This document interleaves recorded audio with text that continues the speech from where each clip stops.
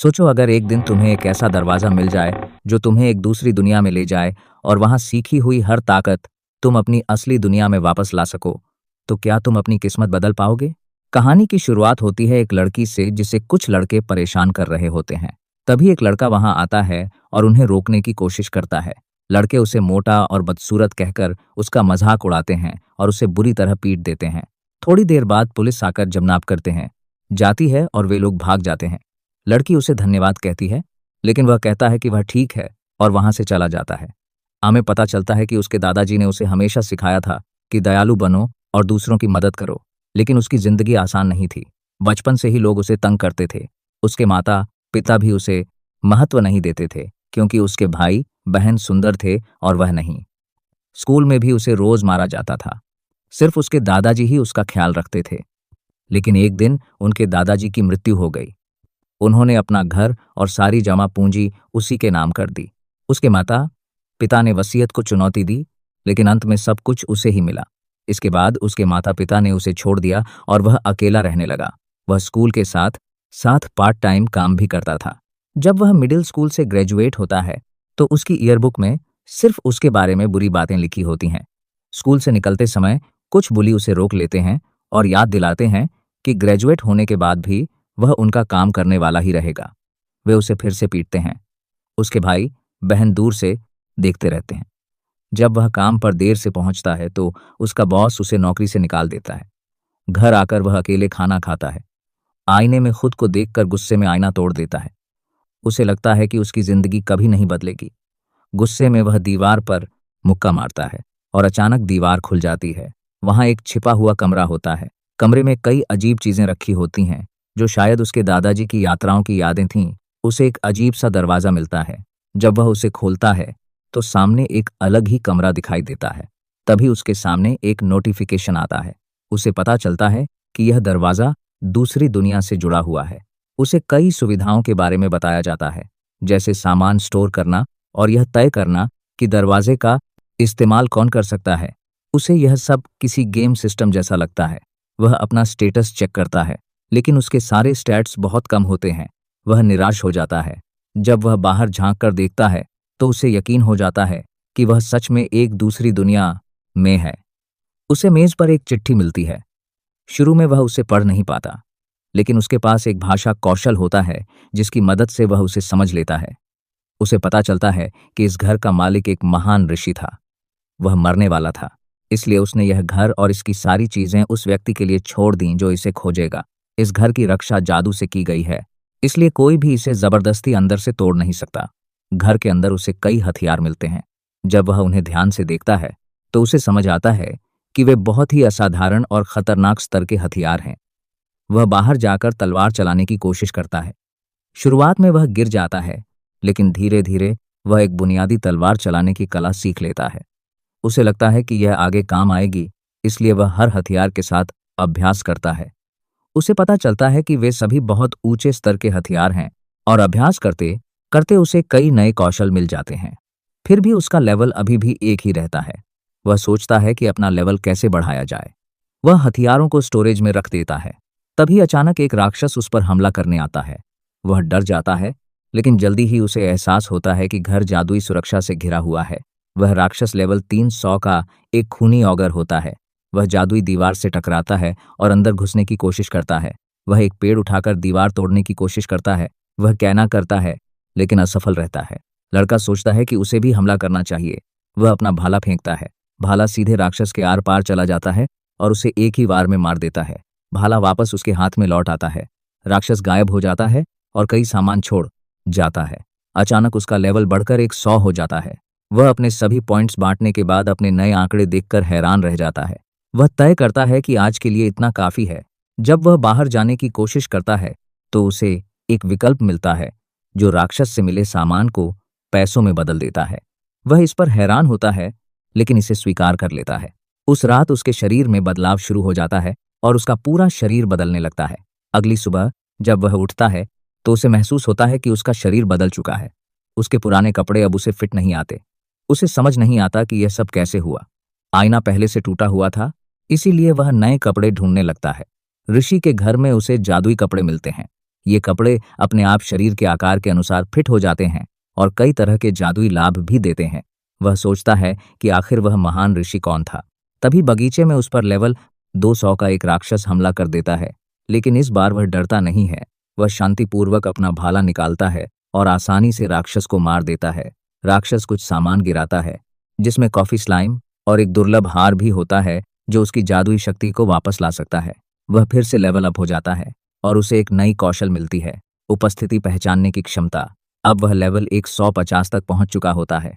वह coffee slime को चखता है और उसे वह स्वाद में अच्छा लगता है। वह कमाए हुए पैसों से नया स्कूल यूनिफॉर्म बनवाने का फैसला करता है ताकि हाई स्कूल शुरू होने से पहले तैयार हो सके। इसके बाद वह हर दिन दूसरी दुनिया में समय बिताने लगता है। वह प्रशिक्षण करता है, नई चीजें सीखता है और धीरे धीरे अपनी पुरानी उदासी को भूलने लगता है। एक दिन एक एलीट गोब्लिन उसके घर पर हमला करता है, लेकिन अब वह पहले जैसा नहीं रहा। वह कुशलता से लड़ता है और अपनी विशेष कौशल का उपयोग करके गोब्लिन को हरा देता है। समय बीतता है और हाई स्कूल शुरू हो जाता है। स्कूल के पहले दिन सभी की नजरें उसी पर टिक जाती हैं, यहाँ तक कि उसके भाई बहन भी हैरान रह जाते हैं। उसके पुराने बुली उसके पास आते हैं, लेकिन उसे पहचान नहीं पाते। उन्हें लगता है कि वह कोई नया छात्र है। जब वह कहता है कि वही पुराना लड़का है, तो सभी चौंक जाते हैं और विश्वास नहीं करते। वह बाथरूम में जाकर पहली बार खुद को साफ आईने में देखता है और अपने नए रूप को देखकर हैरान रह जाता है। क्लास के बाद उसके भाई बहन उसके पास आते हैं और पूछते हैं कि वह इतना बदल कैसे गया। वे उसे अब भी नीचा दिखाने की कोशिश करते हैं। तभी एक लग्जरी कार आकर रुकती है। वही लड़की उसे ढूंढ रही होती है जिसे उसने बचाया था। वह पूछता है कि वह कौन है। लड़की उसे याद दिलाती है कि उसने उसे गुंडों से बचाया था। वह सोचता है कि उसे उसका नाम कैसे पता चला। लड़की बताती है कि उसने उसके बारे में जानकारी निकाली क्योंकि वह उसे धन्यवाद देना चाहती थी। फिर वह अपना नाम बताती है, खौरी। वह उससे पूछती है कि क्या वह ओ से अकादमी में दाखिला लेना चाहेगा। वह उस अकादमी का नाम पहचानता है। वह अकादमी एक सुपर एलीट स्कूल है। हमें पता चलता है कि खौरी स्टूडेंट काउंसिल की सदस्य है और उसके पिता उसी अकादमी के चेयरमैन हैं। लड़का इस प्रस्ताव से खुश तो होता है, लेकिन उसे लगता है कि वह इतनी बड़ी अकादमी में दाखिला लेने के लायक नहीं है। तभी उसका भाई बीच में बोल पड़ता है।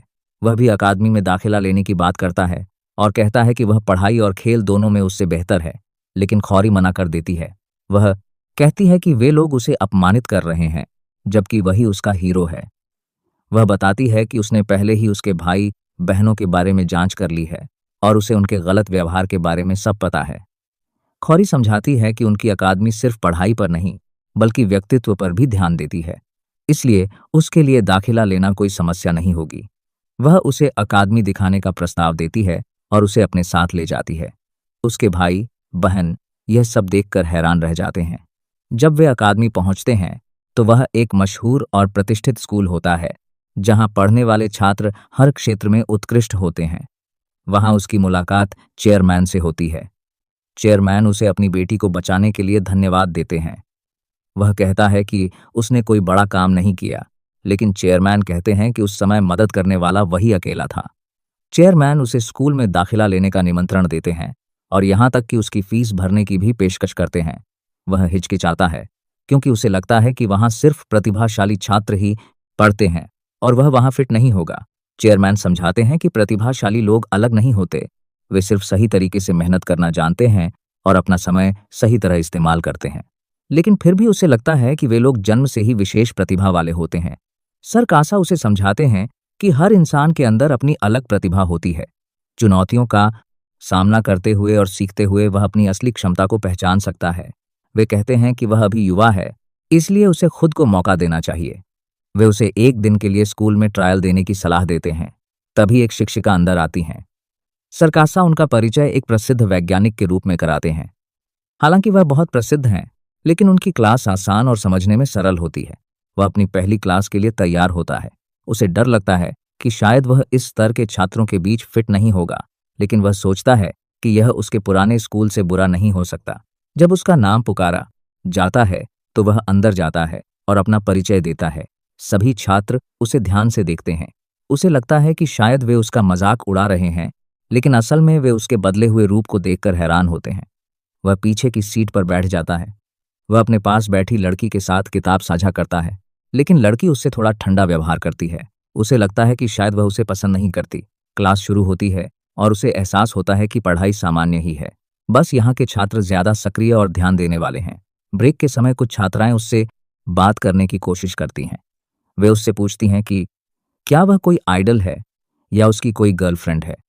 तभी एक छात्र, जिसका नाम रियल है, उन्हें रोक देता है और उसे परेशान होने से बचाता है। रियल उसे कैफेटेरिया में लंच के लिए ले जाता है। वह मेनू देखकर हैरान रह जाता है क्योंकि सब कुछ मुफ्त है। उसे यह किसी सपने जैसा लगता है। वे एक और छात्र, शिंगो, के साथ बैठते हैं। वे लोग एनीमे के बारे में बात करने लगते हैं। वह यह देखकर हैरान होता है कि वे दोनों भी उसी की तरह साधारण रुचि रखते हैं। खाना खाते समय वह नोटिस करता है कि सभी लोग उसे देख रहे हैं। उसे लगता है कि शायद यह इसीलिए है क्योंकि उसने अलग यूनिफॉर्म पहनी हुई है। शिंगो उससे पूछता है कि क्या वह किसी क्लब का सदस्य है। वह कहता है कि वह किसी क्लब में नहीं है। रियल भी किसी क्लब में नहीं है, लेकिन वह इसलिए क्योंकि वह हर तरह के खेल में अच्छा है और किसी एक को चुन नहीं पाता। शिंगो बताता है कि वह गेमिंग क्लब का सदस्य है। वह हैरान होता है कि स्कूल में गेम्स की अनुमति है। शिंगो कहता है कि जब तक क्लास के समय गेम नहीं खेलते तब तक कोई समस्या नहीं है। वीडियो गेम्स की बात करते करते वह उनके साथ सहज महसूस करने लगता है। दिन के अंत में वह फिर से सरकासा से मिलता है। वह बताता है कि उसका दिन अच्छा रहा। आखिरकार वह फैसला करता है कि वह इस स्कूल में दाखिला लेना चाहता है। कमरे से बाहर निकलते समय उसकी मुलाकात खौरी से होती है। वह पूछती है कि क्या उसने स्कूल ज्वाइन करने का फैसला कर लिया है। वह हाँ कहता है और खौरी खुश हो जाती है। वह उसे स्कूल के बाद बाहर चलने का निमंत्रण देती है। वे दोनों एक लोकप्रिय बाजार इलाके में जाते हैं और कुछ दुकानों को देखते हैं। उसे लगता है कि शायद खौरी यहाँ अपने दोस्तों के साथ आती होगी, लेकिन वह बताती है कि वह अक्सर बाहर नहीं जाती क्योंकि लोग उसके परिवार और उसके पिता की वजह से उससे दूरी बनाकर रखते हैं। वह कहती है कि वह उससे अलग है। वह थोड़ा घबरा जाता है, इसलिए वह क्रेप की दुकान पर चलने का सुझाव देता है। कीमतें देखकर वह खुश होता है कि उसने दूसरी दुनिया से मिले सामान को पैसों में बदला था। वे दोनों क्रेप खाते हैं और अच्छा समय बिताते हैं। वह अलग अलग फ्लेवर भी ट्राई करना चाहता है, लेकिन अचानक उसे चिंता होती है कि कहीं ज्यादा खाने से वह फिर से अपने पुराने शरीर में न लौट जाए। वह खौरी से पूछता है कि उसने उसे कैसे पहचाना जबकि उसका रूप इतना बदल गया है। खौरी मुस्कुराकर कहती है कि भले ही वह थोड़ा पतला हो गया है, लेकिन उसकी आंखें अब भी वैसी ही हैं। खौरी उसे अपने क्रैप का एक बाइट ऑफर करती है क्योंकि वह दूसरे फ्लेवर ट्राई करना चाहता था। वह थोड़ा शर्माते हुए एक बाइट लेता है। खौरी अचानक समझ जाती है कि वह कैसा महसूस कर रहा है और खुद भी हल्का सा शर्माने लगती है।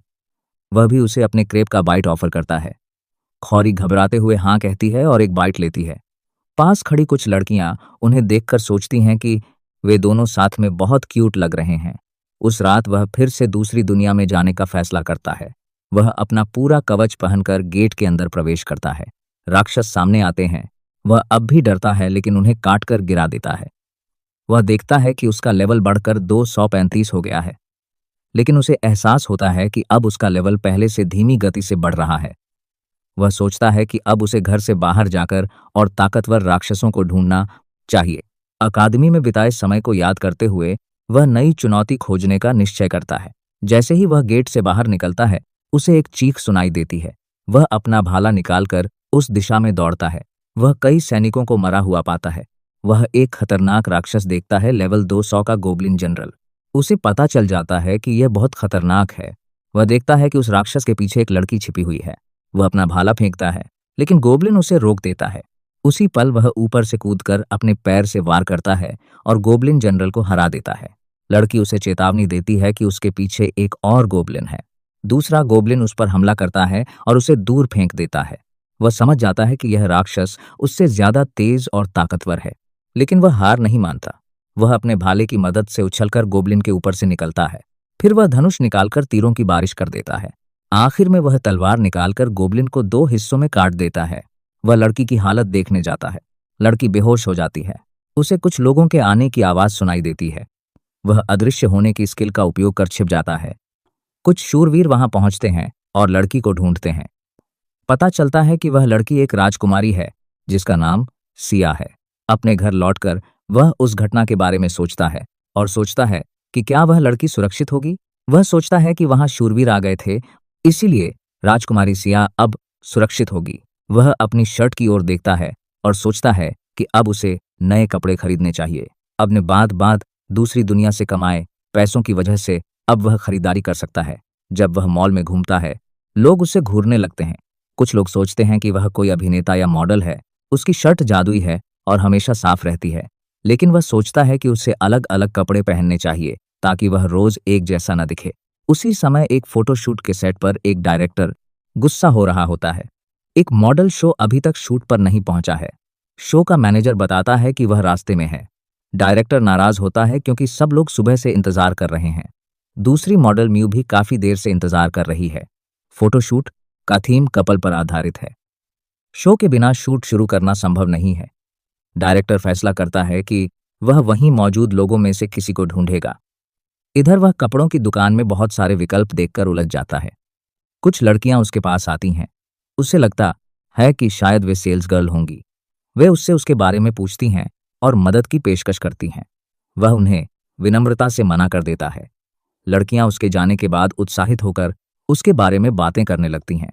वह सोचता है कि क्या उसने सही तरीके से जवाब दिया। उधर डायरेक्टर किसी नए व्यक्ति की तलाश में परेशान हो रहा होता है। वह हार नहीं मानने का फैसला करता है। अचानक उसकी नज़र उस पर पड़ती है। डायरेक्टर तुरंत सोचता है कि वही सही व्यक्ति है। वह उसके पास जाता है और पूरी स्थिति समझाता है। वह शुरुआत में बहुत घबराता है, लेकिन वह सोचता है कि इतने लोग उस पर भरोसा कर रहे हैं, इसलिए वह हाँ कह देता है। वह फोटोशूट में मॉडल का बॉयफ्रेंड बनकर अलग अलग पोज और कपड़ों में तस्वीरें खिंचवाता है। डायरेक्टर उसे थोड़ा और सेक्सी दिखने के लिए कहता है। वह समझ नहीं पाता कि कैसे पोज दे। मियू उसे कहती है कि पहली बार के लिए वह अच्छा कर रहा है। वह मियू की खूबसूरती में खो जाता है। मियू मन ही मन उसे धन्यवाद देती है कि उसने सबकी मदद की। डायरेक्टर नोटिस करता है कि वह थोड़ा सख्त और असहज दिख रहा है। वे लोग दूसरी लोकेशन पर जाते हैं। वह मियू को देखता है और सोचता है कि वह सच में प्रोफेशनल है। दोनों की उम्र लगभग बराबर है, इसलिए वह भी पूरी कोशिश करने का फैसला करता है। अगले शॉट में मियू उसका हाथ पकड़ लेती है। वह घबरा जाता है जब मियू उसके और करीब आ जाती है। डायरेक्टर कहता है कि और पास आओ। मियू अपनी बाहें उसके चारों तरफ रख देती है। वह और ज्यादा शर्मिंदा हो जाता है। आस पास भीड़ इकट्ठी होने लगती है और लोग उन्हें देखने लगते हैं। उधर दूसरी दुनिया में राजकुमारी सिया अपने बचाए जाने के बारे में सोचती है। वह दोबारा डार्क फॉरेस्ट जाने का फैसला करती है। उसका शूरवीर पूछता है कि वह कहाँ जा रही है। वह कहती है कि वह उस व्यक्ति को ढूंढना चाहती है जिसने उसकी जान बचाई। शूरवीर कहते हैं कि उस खतरनाक जंगल में कोई इंसान नहीं रह सकता, लेकिन सिया जिद करती है कि उसे धन्यवाद कहना ही है। शूरवीर उसे खतरों के बारे में चेतावनी देते हैं। वह कहती है कि इस बार सभी उसके साथ चलेंगे। वे लोग सोचते हैं कि उसमें इतनी जिद्दी और निडर आदत किससे आई है। उधर मॉल में फोटोशूट खत्म हो जाता है। वह पूरी तरह थक चुका होता है। मियू उसे फिर से धन्यवाद देती है। वह अचानक पानी पीते समय खांसने लगता है। मियू उसे अपना रुमाल देने की कोशिश करती है। वह हिचकिचाता है क्योंकि वह पसीने से भीगा हुआ है। अपनी बांह से भी मुंह नहीं पोंछ सकता क्योंकि कपड़े उसके अपने नहीं हैं। वह सोचता है कि मॉडलिंग का अनुभव अलग था। उसे लगता है कि मियू इसमें बहुत शानदार है। मियू कहती है कि शुरुआत में वह भी बहुत गलतियां करती थी, अब उसे आदत हो गई है। वह सोचता है कि यह पहली बार है जब उसने इतने फैशनेबल कपड़े पहने हैं। पहले उसे कभी ऐसा मौका नहीं मिला था। वह मियू से पूछता है कि उसने मॉडलिंग क्यों शुरू की। मियू बताती है कि उसके माता पिता हमेशा व्यस्त रहते थे। वह चाहती थी कि लोग उसे पहचाने। जब उसके फैन बनने लगे और लोग उसे सपोर्ट करने लगे तो उसने जारी रखा। वह उसके साथ चल रही होती है और उसे अच्छा लगता है कि वह लोगों को खुशियां दे पाती है। वह उसे भी समझाती है कि वह अपनी रफ्तार से आगे बढ़े और हर पल को एंजॉय करे। दोनों बातें कर ही रहे होते हैं कि डायरेक्टर उनकी कई कैंडिड तस्वीरें लेने लगता है। तभी अचानक शो वहां आ जाता है और भीड़ उसे देखकर उत्साहित हो जाती है। वह उनके पास आता है और कहता है कि वे लोग अपना शूट जारी रखें, लेकिन अचानक वह उसे दीवार से सटा देता है और ड्रिंक पर चलने के लिए जबरदस्ती करने लगता है। साफ दिखाई देता है कि वह असहज है। तभी वह बीच में आता है और पूछता है कि यह आदमी है कौन। शो गुस्से में मुक्का मारने की कोशिश करता है, लेकिन वह आसानी से उसका हाथ पकड़कर उसे दूर फेंक देता है। सब हैरान रह जाते हैं और उसे लगता है कि मुक्का कितना धीमा था। वह सोचने लगता है कि कहीं उसने कोई बड़ा तमाशा तो नहीं कर दिया, क्योंकि उसने इतने अच्छे दिखने वाले आदमी को पीट दिया है और शायद मुसीबत में पड़ जाए। लेकिन भीड़ उल्टा उसके लिए चीयर करने लगती है और उसे कूल समझती है। शो हैरान रह जाता है कि बॉक्सिंग जानने के बावजूद वह कैसे हार गया। डायरेक्टर उसे तुरंत जाने को कह देता है क्योंकि सब कुछ चार्क में रिकॉर्ड हो चुका है और शो गुस्से में वहां से भाग जाता है। वह उसका धन्यवाद करती है और बताती है कि शो काफी समय से उसका पीछा कर रहा था और उसे समझ नहीं आ रहा था कि क्या करे। डायरेक्टर भी कहता है कि शो का व्यवहार हमेशा खराब रहा है और अब इस घटना के बाद शायद उसे काम मिलना मुश्किल होगा। फिर वह उससे पूछता है कि क्या वह आगे भी मॉडलिंग में दिलचस्पी रखता है।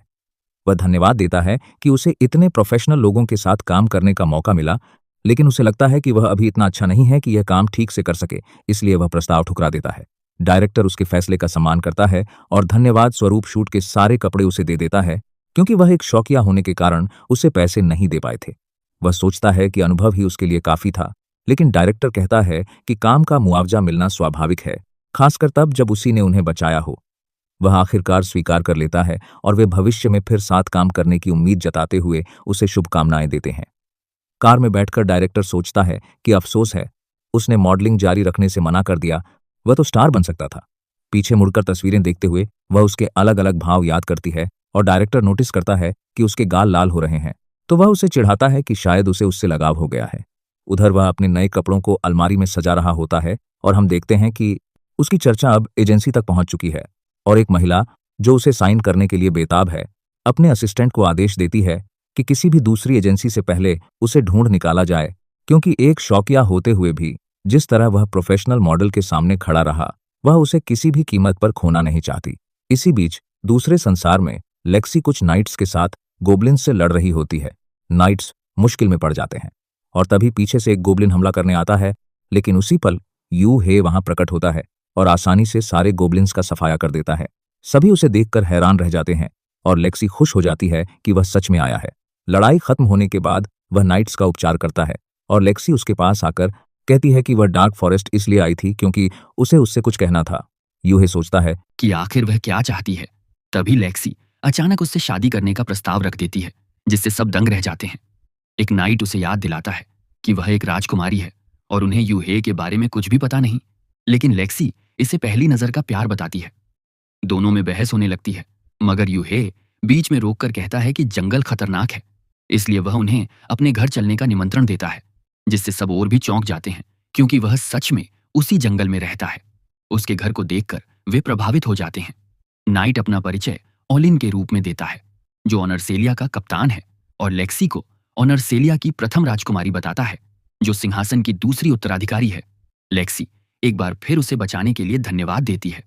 यह सुनकर यूहे थोड़ा असहज हो जाता है कि वह एक राजकुमारी से इस तरह बात कर रहा था, लेकिन वे उसे आश्वस्त करते हैं कि यह कोई आधिकारिक मुलाकात नहीं है और वह उनका रक्षक है।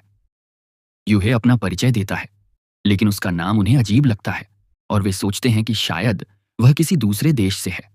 लेक्सी तो यह कल्पना भी करने लगती है कि वह किसी दूर देश का राजकुमार हो सकता है, जबकि ओलिन अलग अलग संभावनाओं पर विचार करता है। ओलिन बताता है कि वे उसे ढूंढने इसलिए आए थे क्योंकि पहली बार जब उसने लेक्सी को बचाया था, तब उसे धन्यवाद देने का मौका नहीं मिला था। लेक्सी स्वीकार करती है कि उस दिन के बाद से वह लगातार उसके बारे में सोच रही है और यह पहली बार है जब उसने ऐसा महसूस किया है, इसलिए वह फिर से उससे शादी का प्रस्ताव रखती है। यूहे इस अचानक प्रस्ताव से घबरा जाता है और सोचता है कि यह सब बहुत जल्दी हो रहा है, जबकि राजकुमारी मन ही मन सोचती है कि प्रेम इतना सरल नहीं हो सकता। उसने जितने भी रोमांस उपन्यास पढ़े हैं, उनमें प्यार के रास्ते में बाधाएं होती हैं, वरना कहानी उबाऊ हो जाती है। जब सब कुछ उम्मीद से ज्यादा आसानी से हो जाता है, तो लेक्सी कहती है कि फिलहाल वे दोस्त के तौर पर शुरुआत करें। यूहे अपने पुराने अनुभवों को याद कर थोड़ा घबरा जाता है, लेकिन दोस्त बनने के लिए मान जाता है। ओलिन बताता है कि उनके आने का एक और कारण है। राजा स्वयं यूहे को राजमहल बुलाना चाहते हैं ताकि व्यक्तिगत रूप से उसका आभार व्यक्त कर सकें। यूहे हैरान रह जाता है, मगर ओलिन साफ कहता है कि यह शाही आदेश है और जब तक वह सहमत नहीं होता वे लौट नहीं सकते, इसलिए यूहे के पास निमंत्रण स्वीकार करने के अलावा कोई विकल्प नहीं बचता। ओलिन बताता है कि यात्रा सहित इसमें लगभग 5 दिन लगेंगे, जिस पर यूहे सोचता है कि इससे उसके नए स्कूल की शुरुआत प्रभावित होगी, इसलिए वह मुलाकात टालने की बात करता है। लेकिन ओलिन कहता है कि वे उसके तैयार होने तक इंतजार करने को तैयार हैं। जाते समय लेक्सी मुस्कुराकर कहती है कि अगली मुलाकात तक वह उसका दिल जीतने की पूरी तैयारी करेगी। उधर शाही राजधानी में एक व्यक्ति रिपोर्ट देता है कि लेक्सी पर किया गया हमला असफल रहा। एक नकाबपोश आदमी सामने आता है और पता चलता है कि उसी ने हथियारों को भेजा था, लेकिन वे डार्क फॉरेस्ट में मारे गए। वह गुस्से में चेतावनी देता है कि अगली बार असफलता बर्दाश्त नहीं की जाएगी। फिर नकाब उतारता है और उसका विकृत चेहरा दिखाई देता है।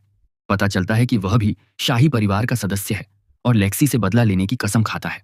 वापस यू हे अपने घर पर कैलेंडर में राजा से मिलने की तारीख चिन्हित करता है, नई यूनिफॉर्म पहनता है और अकादमी के पहले दिन के लिए निकल पड़ता है। स्कूल पहुंचते ही सब उसे घूरने लगते हैं, सोचते हैं कि शायद वह कोई मशहूर मॉडल है।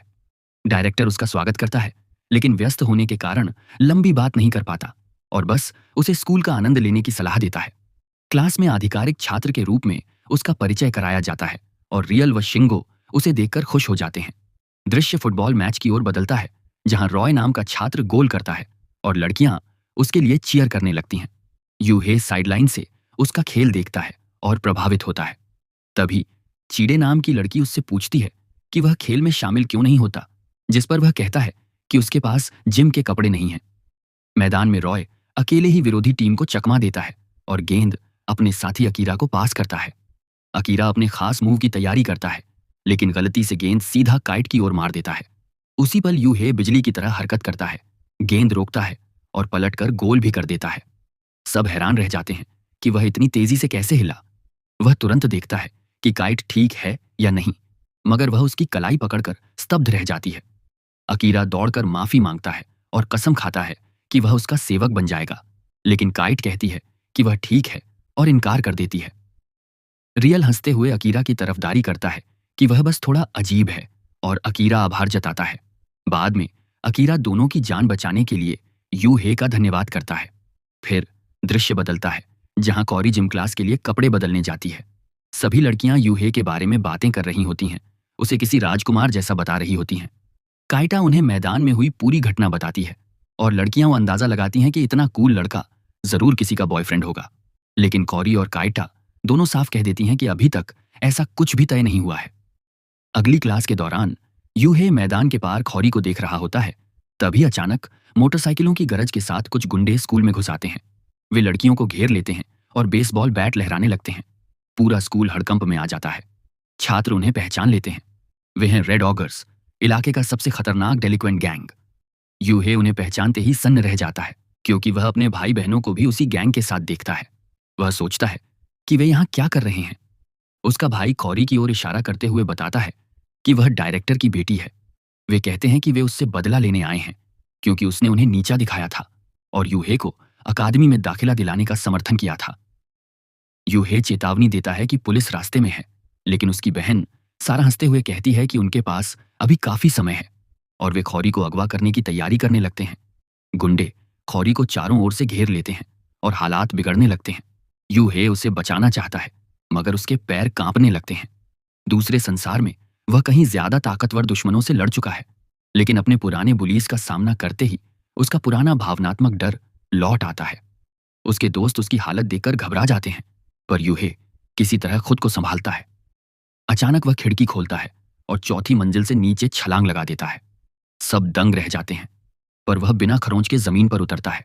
वह सीधे अपने पुराने बुली अराकी के सामने पहुंचता है। अराकी हंसते हुए कहता है कि अब उसे सबक सिखाने का समय आ गया है और अपने आदमियों को उस पर छोड़ देता है। मगर यूहे पलक झपकते ही उनके सारे हमले चकमा देकर उन्हें निहत्था कर देता है। अराकी खुद हमला करने की कोशिश करता है, लेकिन यूहे उसे नजरअंदाज कर सीधे खौरी की ओर बढ़ता है।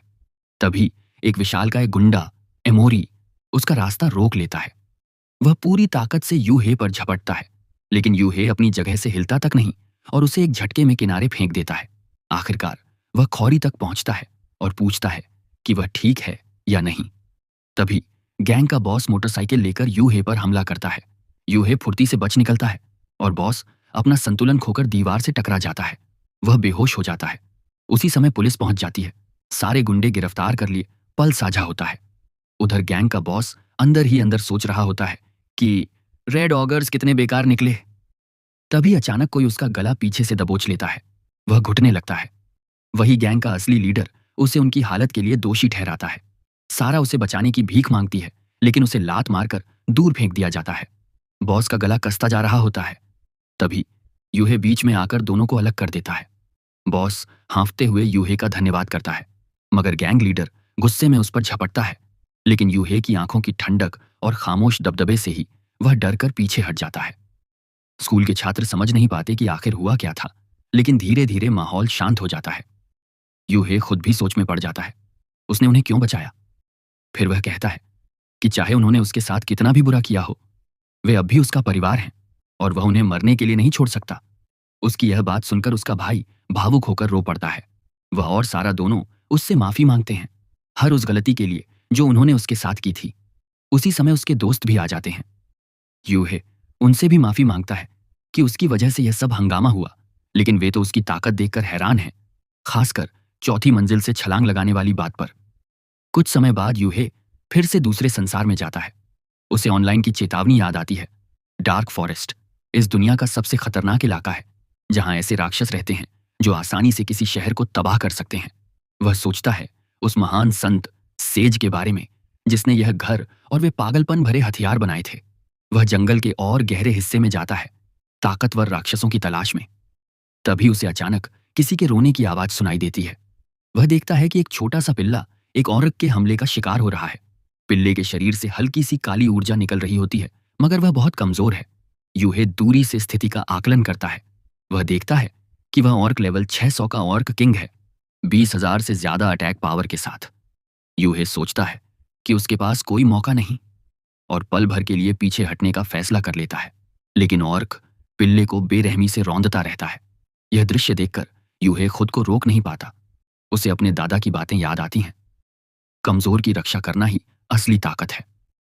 वह सोचता है कि कम से कम ध्यान भटका सकेगा और ऑर्क पर हमला कर देता है।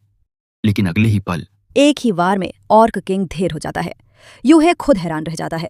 उसे शर्म सी आती है कि उसने इतनी देर हिम्मत जुटाने में लगा दी, जबकि दुश्मन इतनी आसानी से गिर गया। उसे याद आता है कि कैसे उसने लेवल 1 पर भी एक ओगर को हराया था। वो फिर सोचता है, आखिर उस सेज ने कैसे ऐसे अविश्वसनीय हथियार बनाए थे। वो पिल्ले के पास जाता है। पिल्ला पहले गुर्राता है, लेकिन बेहद कमजोर है। यूहे उसे खाना देता है, मगर वो खाते खाते बेहोश हो जाता है। यूहे तुरंत उसका इलाज करता है। धीरे धीरे पिल्ला आंखें खोलता है और अब उसकी आंखों में डर नहीं, अपनापन है। यूहे उससे बात करने की कोशिश करता है और समझता है कि वो पूरी तरह अकेला है। उसके पास जाने के लिए कोई जगह नहीं। यूहे मुस्कुराकर कहता है, अगर तुम चाहो तो मेरे साथ चल सकते हो। पिल्ला खुशी से उसकी ओर झुक जाता है। उसी पल यूहे को एक नई स्किल मिलती है, टेमिंग स्किल। अब वो पिल्ला उसका आधिकारिक साथी बन चुका है। यूहे उसकी स्टेटस विंडो खोलकर देखने लगता है। यूहे पिल्ले की स्टेटस विंडो चेक करता है और हैरान रह जाता है। वो असल में लेवल 500 का ब्लैक फेनरिर है। उसके आंकड़े बेहद खतरनाक और प्रभावशाली हैं। उसकी काली फर को देखते हुए यूहे उसे एक नाम देने का सोचता है और आखिरकार उसे नाइट नाम देता है।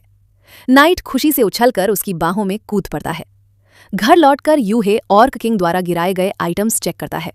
उसे एक S रैंक मैजिक स्टोन मिलती है, साथ ही ऑर्क किंग की तलवार और कवच भी। हालांकि वो गियर इंसानों द्वारा सीधे इस्तेमाल नहीं किया जा सकता, लेकिन उसे दोबारा ढालकर उपयोग लायक बनाया जा सकता है। इसके अलावा उसे एक दुर्लभ ब्रश भी मिलता है, जिसमें बालों की वृद्धि बढ़ाने की क्षमता है। लेकिन यूहे उसे अपने लिए नहीं, बल्कि नाइट की फर संवारने के लिए इस्तेमाल करता है। इसके बाद वो अपनी खुद की स्टेटस चेक करता है और देखता है कि वो अभी भी लेवल 235 पर ही है। उसे अजीब लगता है कि लेवल 600 के मॉन्स्टर को हराने के बाद भी उसका लेवल नहीं बढ़ा।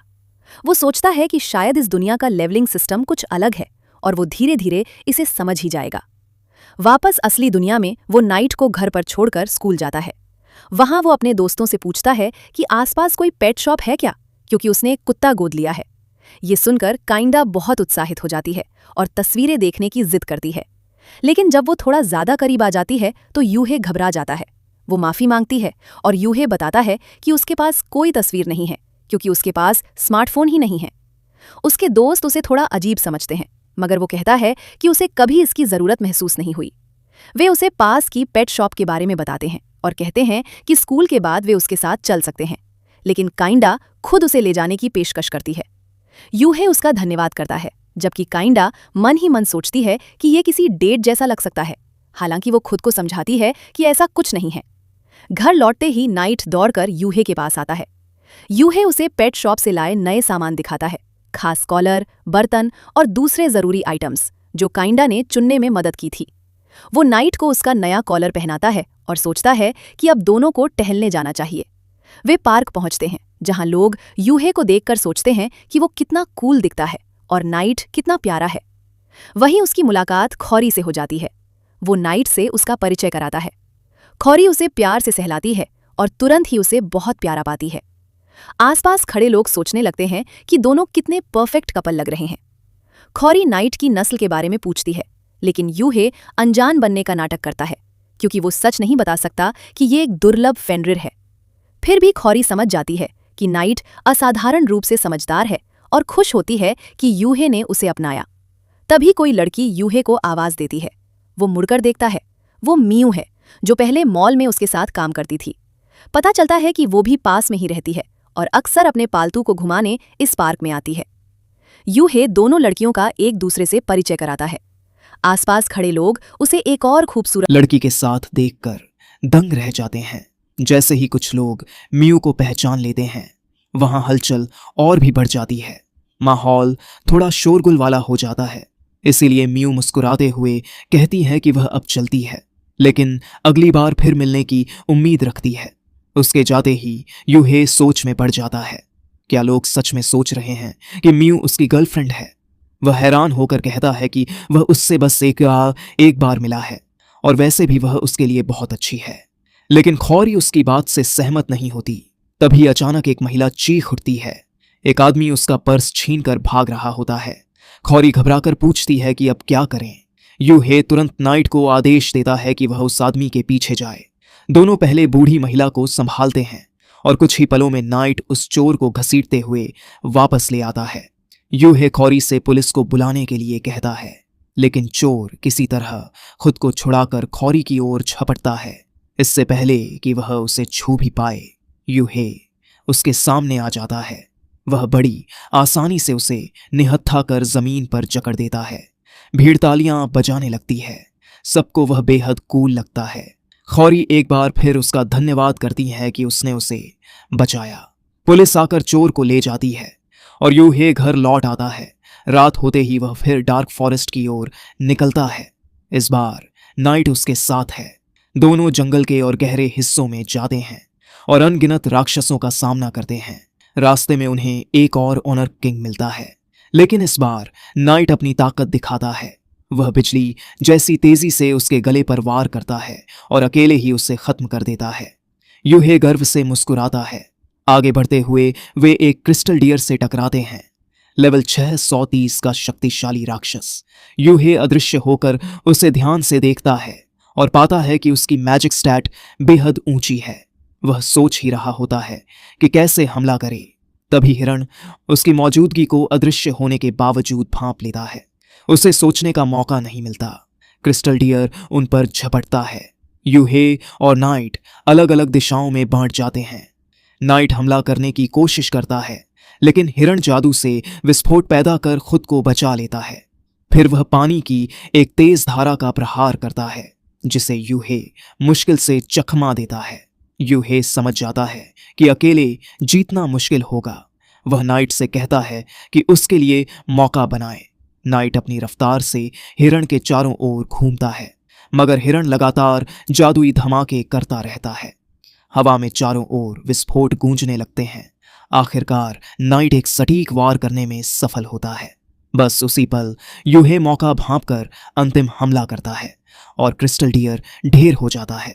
वह उसके ड्रॉप आइटम्स चेक करता है। कई कीमती चीजों के बीच एक डिब्बा उसका ध्यान खींचता है। खोलकर देखने पर विच वह चौंक जाता है। यह एक पोर्टेबल बाथ है जो अपने आप साफ रहता है और इसमें प्राइवेसी फीचर भी है ताकि कोई अंदर झांक ना सके। यूहे हैरान रह जाता है कि इस खतरनाक जंगल में भी इतने अजीब और काम के आइटम मिल सकते हैं, और उसे अंदाजा भी नहीं कि डार्क फॉरेस्ट के और भीतर उससे भी बड़ा खतरा उसका इंतजार कर रहा है। उसकी रफ्तार असाधारण होती है। लड़ाई उसके लिए आसान नहीं होती, लेकिन वह किसी तरह राक्षस की चाल समझकर उसके हमलों से बचने लगता है। सही समय पर वार करके वह उसे दीवार में फंसा देता है और आखिरकार उसे खत्म कर देता है। उसका लेवल बढ़कर 240 हो जाता है और नाइट का लेवल 510 तक पहुंच जाता है। जिस जगह राक्षस टकराया था वहां की दीवार अचानक टूट जाती है और अंदर एक गुप्त रास्ता दिखाई देता है। वे दोनों अंदर जाने का फैसला करते हैं। वह आसपास दुश्मनों को महसूस करने की कोशिश करता है, लेकिन वहां किसी राक्षस की मौजूदगी नहीं होती। वे एक बड़े कमरे में पहुंचते हैं जहां अचानक रोशनी फैल जाती है। कमरे के बीचों बीच एक कंकाल पड़ा होता है। नाइट जमीन पर पड़ी एक किताब की ओर इशारा करता है। वह किताब उठाता है और पता चलता है कि वह सेज की किताब है। जैसे ही वह पढ़ना शुरू करता है, उससे पता चलता है कि सेज हर तरह की कला और कौशल में माहिर था। वह लगभग देवताओं जितना शक्तिशाली बन गया था। देवताओं ने भी उसे अपने साथ शामिल होने का निमंत्रण दिया था, लेकिन उसने मना कर दिया था। अचानक किताब उससे बात करने लगती है। वह चेतावनी देती है कि जैसे जैसे वह शक्तिशाली होता जाएगा, लोग उससे डरने लगेंगे। वह सोच में पड़ जाता है कि वह ऐसा होने से कैसे रोक सकता है।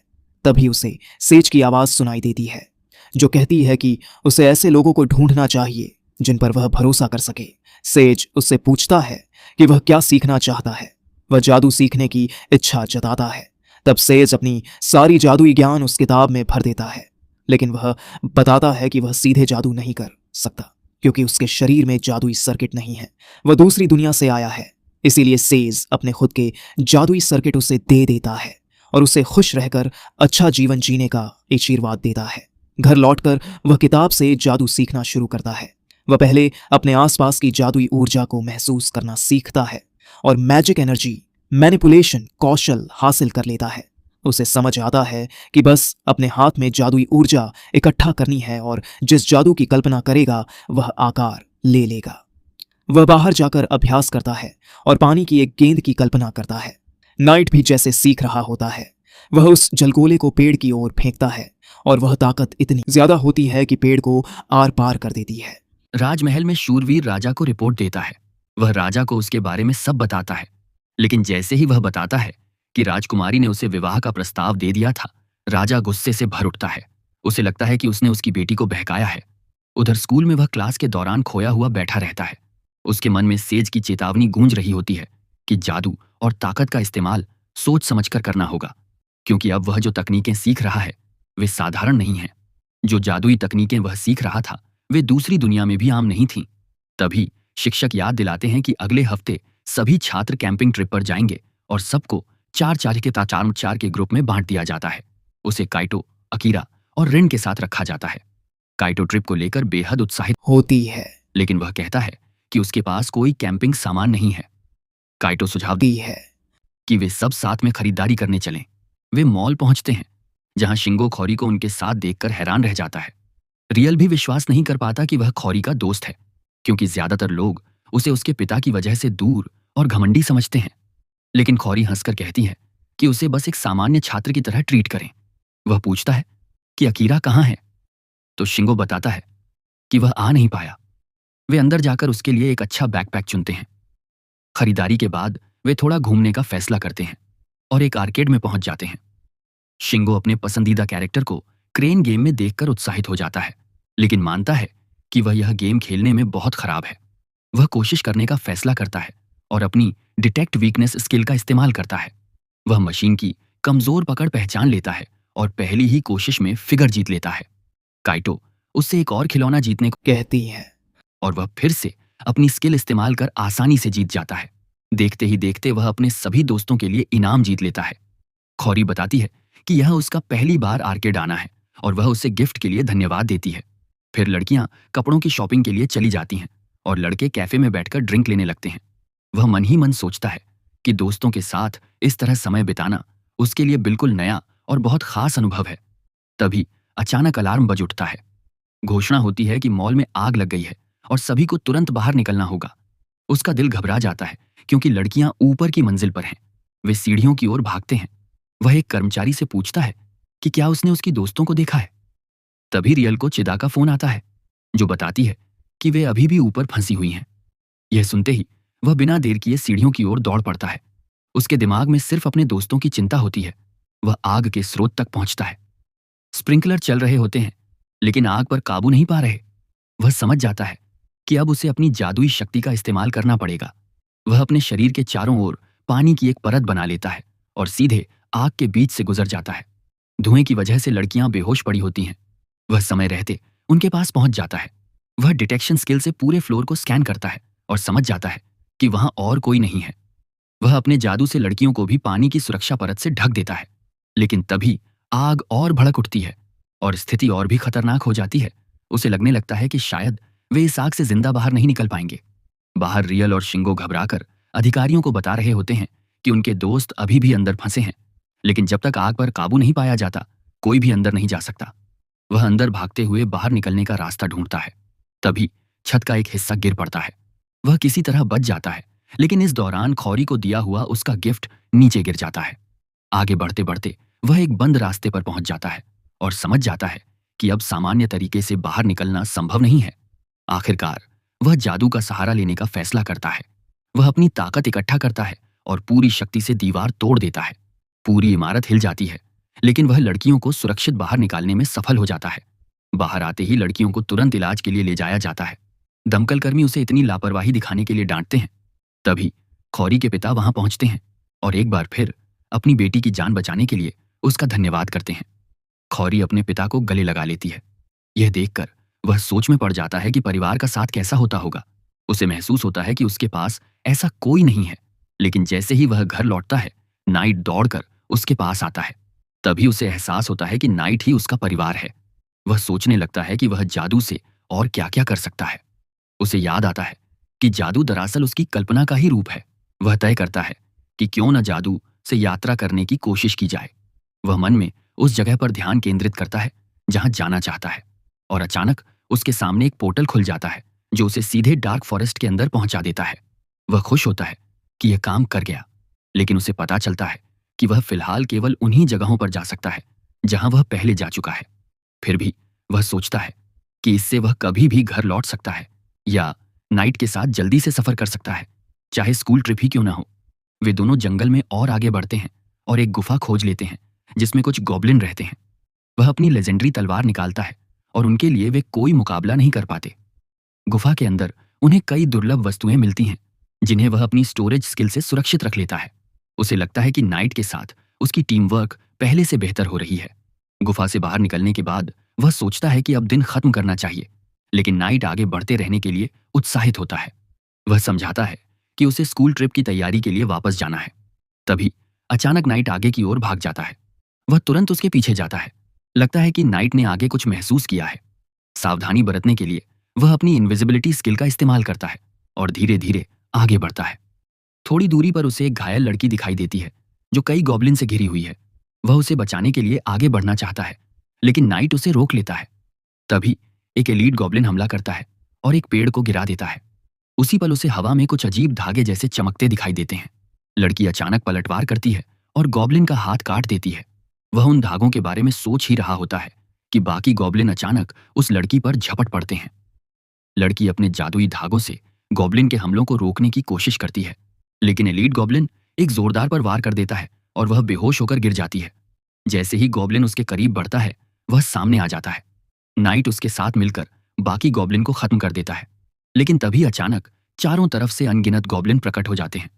स्थिति खतरनाक देखकर वह अपनी डिवाइन व्हिप का इस्तेमाल करता है। दिव्य चाबुक हवा में फैलती है और एक ही वार में सभी गॉब्लिन को जकड़कर कुचल देती है। वह समझ जाता है कि यह हथियार बेहद शक्तिशाली है, क्योंकि यह एक साथ कई दुश्मनों पर हमला कर सकता है और कभी निशाना नहीं चूकता। लड़ाई खत्म होने के बाद वह सोचता है कि अब इस लड़की का क्या किया जाए। वह उसे अपने घर ले जाने के बारे में सोचता है, लेकिन नाइट को यह विचार पसंद नहीं आता। वह उसे यूं ही छोड़ना भी नहीं चाहता। तभी लड़की होश में आती है। खुद को उसकी बाहों में देखकर वह चौंक जाती है और झटके से नीचे गिर पड़ती है। वह उसे अपना हीलिंग जूस देता है। जूस पीते ही उसकी सारी चोटें तुरंत भर जाती हैं। लड़की हैरान रह जाती है कि यह कितना असरदार है। वह पूछती है कि वह कौन है। वह अपना परिचय देता है और नाइट का भी, लेकिन नाइट उसके प्रति थोड़ा आक्रामक व्यवहार करता है, जिसे देखकर वह हैरान होता है। लड़की अपना नाम लूना बताती है। वह कहती है कि वह जंगल में प्रशिक्षण ले रही थी, लेकिन एलीट गॉब्लिन ने अचानक हमला कर दिया और वह मुश्किल में फंस गई। वह पूछती है कि उन गॉब्लिन का क्या हुआ। वह शांत स्वर में बताता है कि उसने उन्हें खत्म कर दिया। लूना पूछती है कि वह जंगल में क्या कर रहा है। वह जवाब देता है कि वह भी प्रशिक्षण ले रहा है। यह सुनकर लूना थोड़ी हैरान होती है, क्योंकि वही उसे उठाकर सुरक्षित जगह लाया था।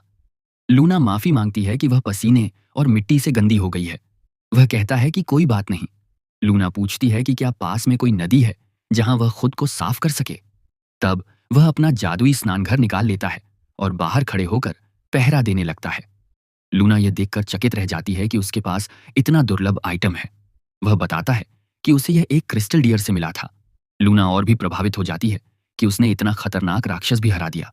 वह सोचता है कि डार्क फॉरेस्ट में यह सब सामान्य है, लेकिन लूना बताती है कि वह यहाँ एक क्लाइंट के अनुरोध पर आई है। हालांकि वह यह बात साफ साफ नहीं सुन पाता।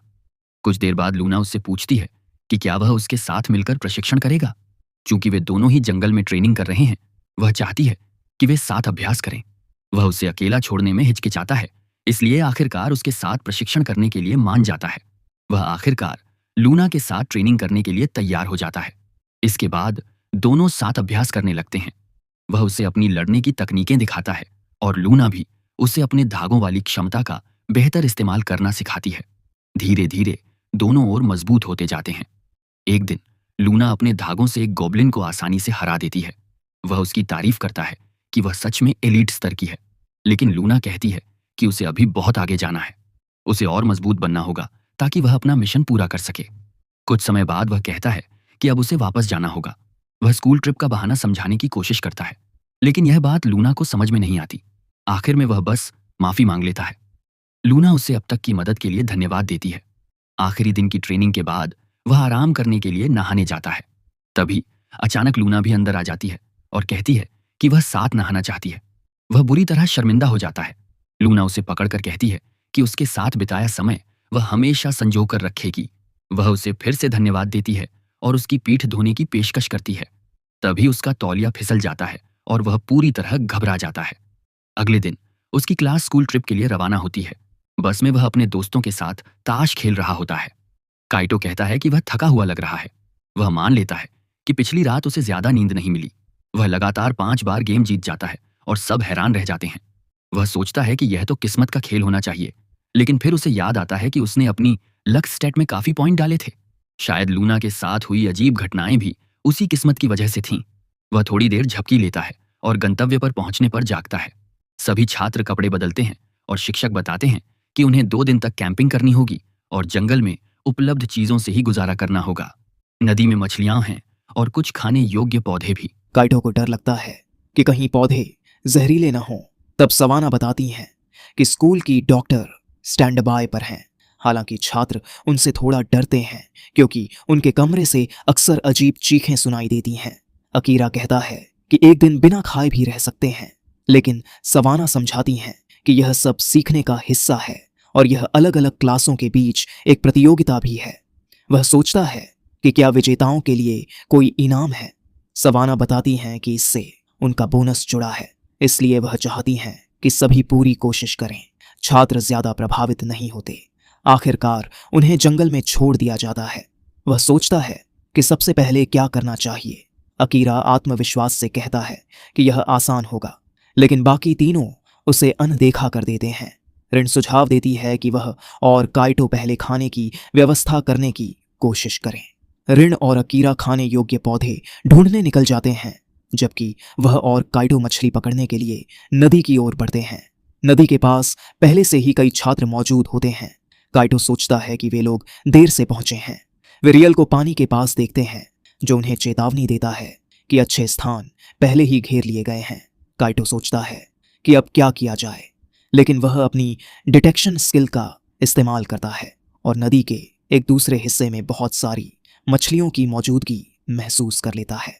काइटो कहता है कि पानी बहुत उथला है, इसीलिए फिशिंग रॉड काम नहीं करेगी। तब वह कहता है कि उसके पास दूसरा तरीका है और सीधे पानी में उतर जाता है। वह सोचता है कि डार्क फॉरेस्ट के राक्षसों की तुलना में ये मछलियां बहुत धीमी हैं। उसे लूना की सिखाई हुई बात याद आती है, दुश्मन की हरकत पहले से भांपना। वह ध्यान लगाकर मछली की चाल समझता है और नंगे हाथों से एक मछली पकड़ लेता है। काइटो हैरान रह जाता है। इसके बाद वह लगातार मछलियां पकड़ता जाता है। बाकी छात्र उसे अजीब नजरों से देखते हैं। काइटो कहता है कि उसने जरूरत से ज्यादा पकड़ ली हैं। वह हंसते हुए मान लेता है कि वह बहक गया था और मन ही मन लूना को धन्यवाद देता है। उसी समय शहर के एक अंधेरे हिस्से में लूना दिखाई देती है। वह एक दुकान में रखी कठपुतलियों के सिर अपने धागों से काट देती है। वह महसूस करती है कि उसकी ताकत पहले से बढ़ गई है। उसे उसके साथ बिताया समय याद आता है। तभी पता चलता है कि वह बचपन से एक हत्यारिन रही है। उसने हमेशा आदेश पर लोगों को खत्म किया है, लेकिन उसके साथ समय बिताकर उसे पहली बार लगा कि जीवन कुछ और भी हो सकता था।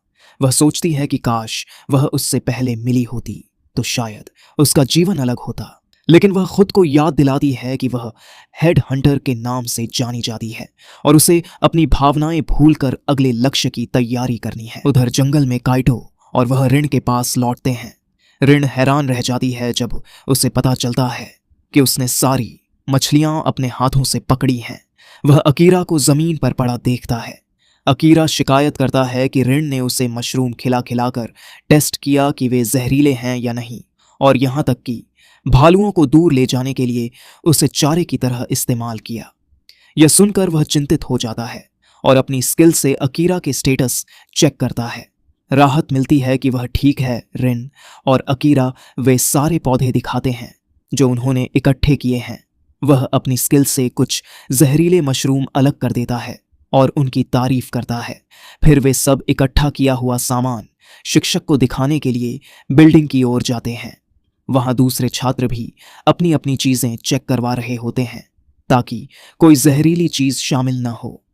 उसी दौरान उसकी मुलाकात खौरी से होती है जो उससे कुछ पूछने के लिए उसके पास आती है। टीम साथ बैठकर आज के अनुभवों के बारे में बात कर रही होती है।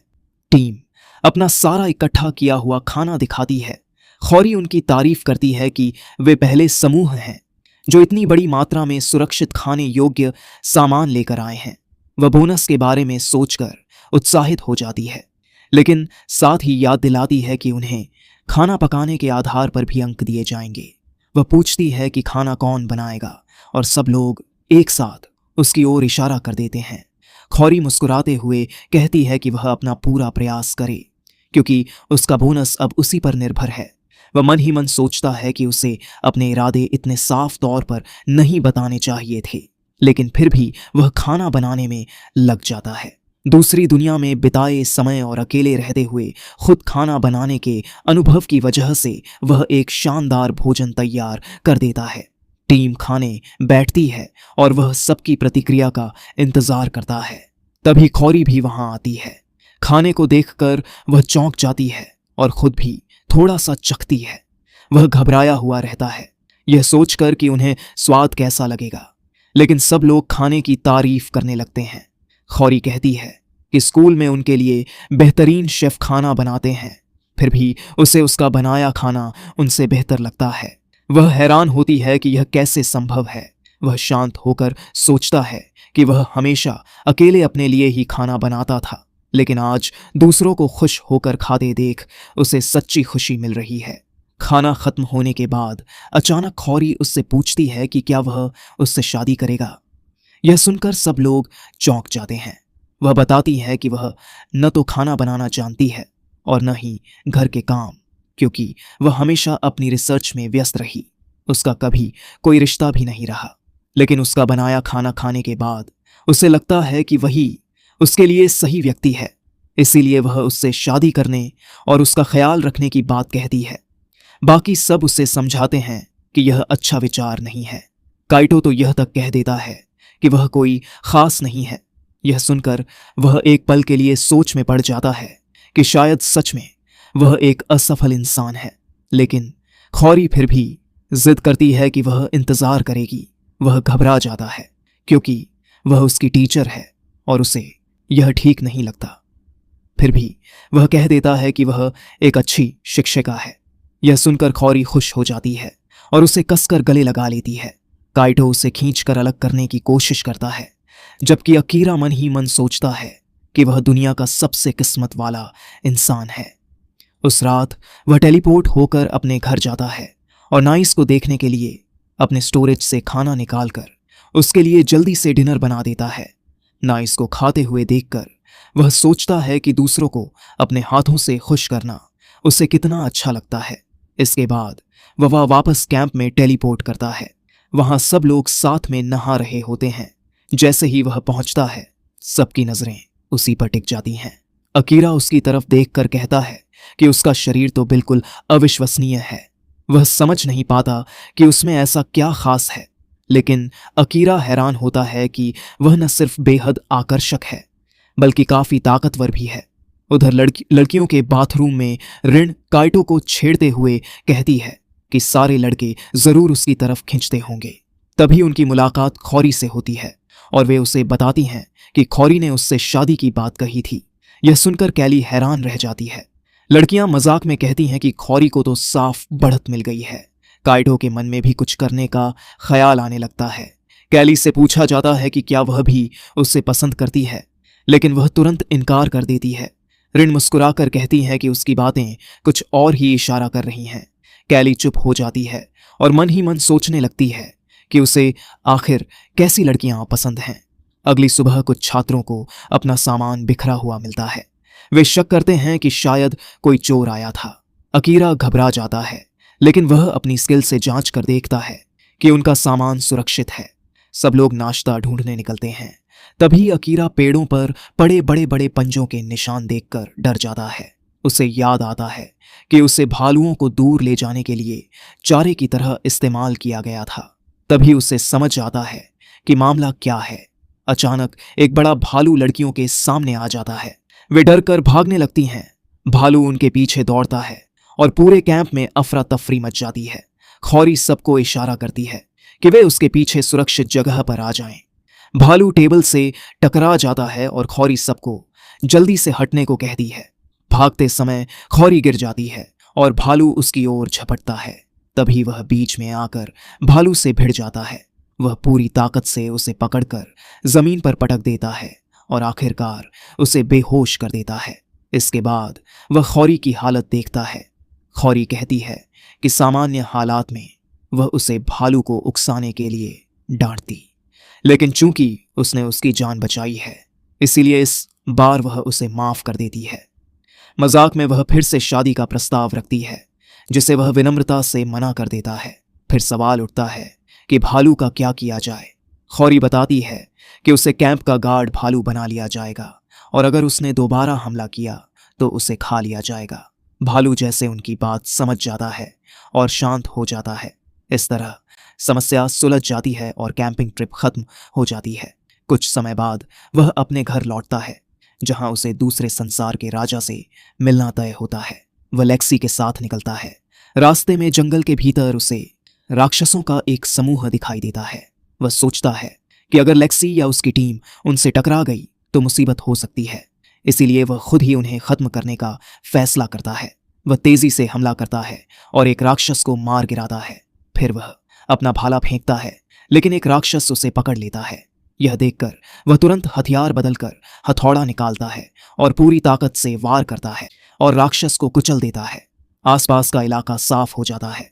वह एक बार फिर संतों द्वारा दिए गए हथियारों की ताकत से प्रभावित होता है। मारे गए राक्षस के पास से एक अजीब सा दिखने वाला हेलमेट गिरता है। वह उसे उठाकर पहन लेता है। तभी पास की झाड़ियों में एक अनोखा खरगोश उसे ध्यान से देखता है, जैसे वह किसी खास व्यक्ति की पहचान कर रहा हो। उसी समय लेक्सी और उसकी टीम वहां पहुंचती है। उसे देखकर वे घबरा जाते हैं। उसे समझ में आता है कि वजह उसका डरावना हेलमेट है, इसीलिए वह तुरंत उसे उतार देता है। तब सब राहत की सांस लेते हैं। वे उससे पूछते हैं कि क्या वह राजा से मिलने के लिए तैयार है और उसे अपने साथ महल चलने का निमंत्रण देते हैं। तभी अचानक नाइट लेक्सी पर कूद पड़ता है। उसी क्षण एक पेड़ उनकी ओर गिरने लगता है। वह तुरंत तलवार से वार कर पेड़ को बीच से काट देता है। कटे हुए तने को देखकर वह समझ जाता है कि यह लूना के धागों का काम है। उसे एहसास होता है कि नाइट ने राजकुमारी की जान बचाई। वह इधर उधर देखता है कि क्या हो रहा है। दूर खड़ी लूना खुद को कोस रही होती है कि उसका वार असफल रहा। वह भागने की कोशिश करती है, लेकिन वह तेजी से उस पर हमला करता है और उसे बेहोश कर देता है। पास जाकर जब वह उसका चेहरा देखता है तो चौंक जाता है। वह सच में लूना ही है। लेक्सी उसके पास आकर पूछती है कि यह लड़की कौन है। वह बताता है कि यही वह लड़की है जिसने अभी उस पर हमला किया। उसे एहसास होता है कि नाइट पहले से सब जानता था। वह लेक्सी से कहता है कि लूना के घाव भर दिए जाएं और उसे उसके घर ले जाया जाए, ताकि वह उससे सच जान सके। उसका दिल मानने को तैयार नहीं कि लूना बुरी हो सकती है। लेक्सी उसकी बात मान लेती है। तभी एलन भागता हुआ आता है और लेक्सी को अकेले आगे बढ़ने से रोकता है, लेकिन लेक्सी कहती है कि वह खुद उसके घर जाकर इस मामले को समझना चाहती है। वह पूछता है कि क्या वह सच में जाना चाहती है। लेक्सी कहती है कि वह जानना चाहती है कि उस पर हमला क्यों हुआ और उसका लूना से क्या संबंध है। वह सबको जल्दी घर पहुंचाने के लिए टेलीपोर्टेशन का इस्तेमाल करता है और एलेन पीछे छूट जाता है। लेक्सी उसकी इस शक्ति को देखकर दंग रह जाती है। वे लूना के होश में आने का इंतजार करते हैं। इंतजार के दौरान वह लेक्सी को बताता है कि उसकी मुलाकात लूना से जंगल में हुई थी और फिर वे साथ में प्रशिक्षण लेने लगे। लेकिन लेक्सी का ध्यान ज्यादा उसके टेलीपोर्टेशन जादू पर होता है। वह बताता है कि उसने बस सोचा कि जादू से यात्रा क्यों न की जाए और कोशिश करते करते यह मंत्र बन गया। लेक्सी विश्वास नहीं कर पाती। वह कहती है कि टेलीपोर्टेशन जादू तो सिर्फ परियों की कहानियों में माना जाता है। इतिहास में किसी के पास ऐसी शक्ति होने की पुष्टि नहीं हुई। वह उसे चेतावनी देती है कि अगर लोगों को उसकी इस ताकत का पता चल गया तो यह युद्ध तक की वजह बन सकता है। इसीलिए वह उससे वादा करवाती है कि वह बिना सोचे समझे सबके सामने इसका इस्तेमाल नहीं करेगा। अचानक लेक्सी लूना को आवाज देती है और पूछती है कि वह कब तक सोने का नाटक करती रहेगी। लूना समझ जाती है कि उसकी पोल खुल चुकी है और धीरे धीरे उठ बैठती है। लेक्सी कहती है कि वह जानती थी कि लूना सोने का नाटक कर रही है। नाइट भी अपनी प्रतिक्रिया से साफ कर देता है कि उसे भी पहले से अंदाजा था, लेकिन वह बस शांति बनाए रखना चाहता था। लेक्सी लूना से उसकी कहानी पूछती है, लेकिन लूना ठंडे स्वर में कहती है कि अब कुछ बताने का कोई मतलब नहीं, बेहतर है उसे यहीं मार दिया जाए। तभी वह उससे उसकी सच्चाई बताने को कहता है। लूना बताती है कि वह बचपन से अनाथ थी और जिंदा रहने के लिए कूड़ा कचरा बीनती थी। बाद में एक आदमी ने उसे अपने साथ रखा। उसने उसे पढ़ना लिखना सिखाया, लेकिन साथ ही हत्या की कला भी सिखाई। धीरे धीरे वह डार्क गिल्ड नाम के संगठन से जुड़ गई। लेक्सी समझाती है कि डार्क गिल्ड एक खतरनाक संगठन है जो हर तरह के अपराधों की साजिश रचता है। लूना आगे बताती है कि उसने अनगिनत हत्याएं की हैं और हेड हंटर के नाम से मशहूर हो गई। यह नाम सुनकर लेक्सी चौंक जाती है, क्योंकि वह इस नाम के बारे में पहले से जानती थी। वह सोचता है कि शायद नाइट शुरू से ही सब जानता था, इसीलिए वह लूना के प्रति शुरुआत में आक्रामक था। लूना खुलासा करती है कि उसका मिशन लेक्सी की हत्या करना था, लेकिन अब जब वह असफल हो चुकी है तो उसकी मौत तय है। या तो उसे चुपचाप खत्म कर दिया जाएगा या डार्क गिल्ड उसके पीछे अपने हत्यारे भेजेगा। वह चिंतित हो जाता है। लूना उससे पूछती है कि उसे उसकी परवाह क्यों है, जबकि वे दोनों बहुत कम समय के लिए साथ थे। वह शांत होकर कहता है कि भले ही उनका साथ छोटा था, लेकिन वह उसके लिए मायने रखता है। वह उसे एक दोस्त मानता है। लूना को लगता है कि अब बहुत देर हो चुकी है। तभी लेक्सी अचानक कहती है कि लूना अब उसके लिए काम करेगी और उसकी अंगरक्षक बनेगी। लूना हैरान रह जाती है। लेक्सी समझाती है कि इस हमले की सच्चाई सिर्फ वे दोनों जानते हैं। अगर यह राज ही रहे तो डार्क गिल्ड को पता नहीं चलेगा, और अगर लूना राजकुमारी की आधिकारिक अंगरक्षक बन जाती है तो उसके करीब पहुंचना और भी मुश्किल हो जाएगा। लूना खुद को अपराधी कहती है। वह अपने हाथों को खून से सना हुआ मानती है और कहती है कि वह इस लायक नहीं है, लेकिन लेक्सी उसके हाथ पकड़कर कहती है कि उसके हाथ तो बेहद मुलायम हैं। वह मजाक में कहती है कि शायद यह सब उसके खास स्नान की वजह से है। लूना फिर भी मना करने की कोशिश करती है। तब लेक्सी सख्त लहजे में कहती है कि चूंकि वह उसे मारने में असफल रही, इसीलिए अब वह हारने वाली है और उसे आदेश मानने होंगे। आखिरकार लूना के पास मानने के अलावा कोई विकल्प नहीं बचता।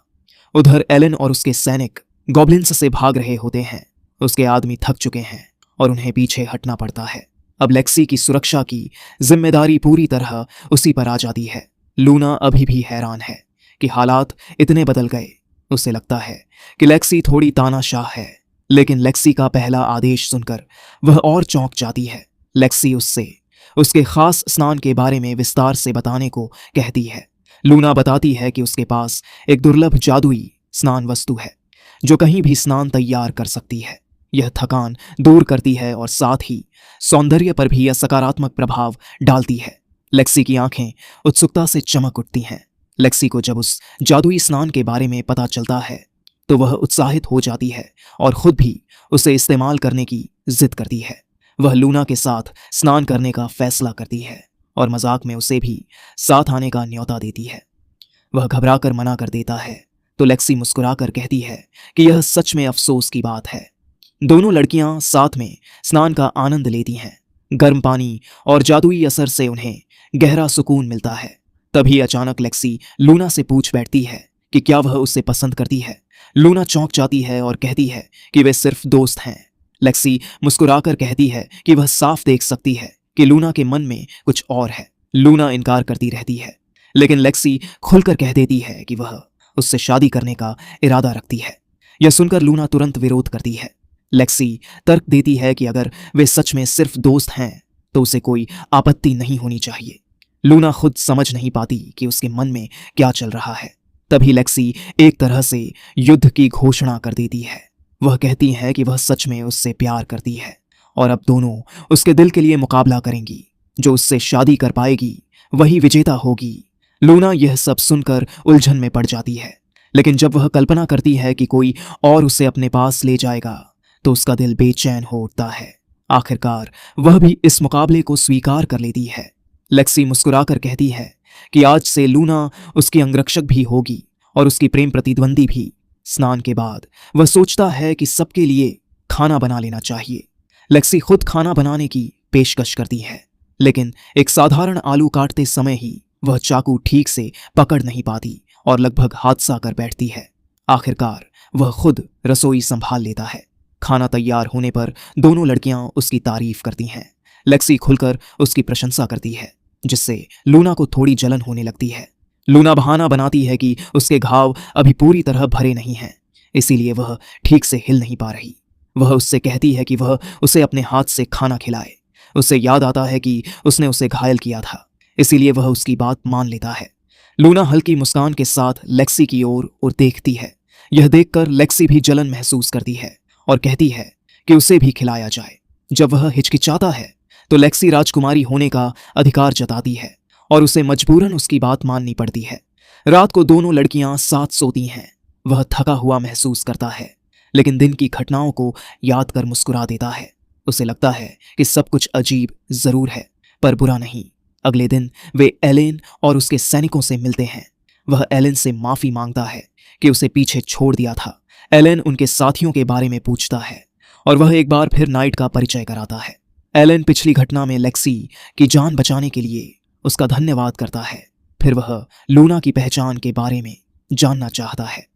लेक्सी बिना घुमाए फिराए साफ कह देती है कि लूना वही हत्यारिन है जिसने उस पर हमला करने की कोशिश की थी। लेक्सी साफ शब्दों में कह देती है कि लूना अब उसकी आधिकारिक अंगरक्षक होगी।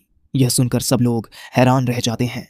लूना भी यकीन नहीं कर पाती कि लेक्सी ने इतनी आसानी से उसका राज खोल दिया। एलन तुरंत सतर्क हो जाता है और अपने सैनिकों को लेक्सी के चारों ओर घेराबंदी करने का आदेश देता है। वह कहता है कि एक हत्यारिन पर भरोसा नहीं किया जा सकता, लेकिन लेक्सी उसे रोक देती है। वह शांत स्वर में कहती है कि अगर लूना सच में उसे मारना चाहती तो पिछली रात जब वे साथ सोई थीं तभी मौका था। अब हमला करने का कोई कारण नहीं। एलन अनिच्छा से मान जाता है, लेकिन चेतावनी देता है कि वे लूना पर नजर रखेंगे। तभी वह बताता है कि अब वह उनके साथ महल नहीं जा पाएगा। घर पर एक दिन ज्यादा रुकने की वजह से उसके पास समय कम है और उसे वापस स्कूल जाना होगा। एलन कहता है कि जब भी मौका मिले उनसे मिलने आ सकता है। पास के गांव का रास्ता बताता है जहां से राजधानी का मार्ग मिल जाएगा।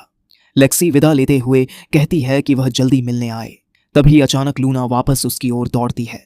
उसके पास आकर हल्का सा चुंबन देती है और धन्यवाद कहती है कि उसने उसके लिए इतना सब किया।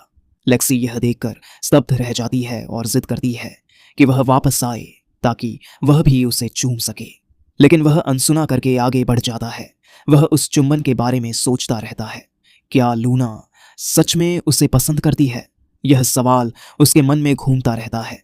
घर लौटकर वह आराम करने के लिए स्नान करता है।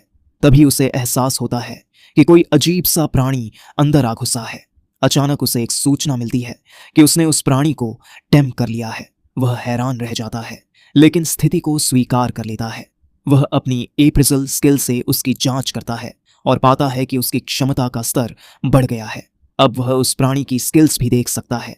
उसे पता चलता है कि उस प्राणी के पास होली ग्राउंड नाम की एक शक्ति है। वह उसे इस्तेमाल करने को कहता है। तुरंत उनके चारों ओर रोशनी का एक पवित्र घेरा बन जाता है जो उसे ताकत और सुरक्षा का प्रभाव देता है। वह प्रभावित होता है और उस प्यारे अटपटे से प्राणी का नाम सुकी रख देता है। नाइट उसे समय की याद दिलाता है। वह घबराकर तुरंत स्कूल के लिए रवाना हो जाता है।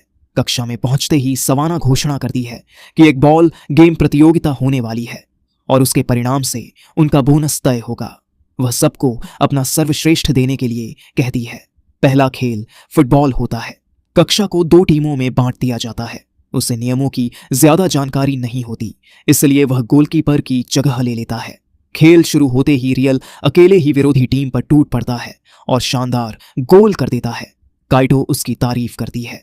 तभी रिन मुस्कुराकर कहती है कि उनके पास भी एक गुप्त हथियार है।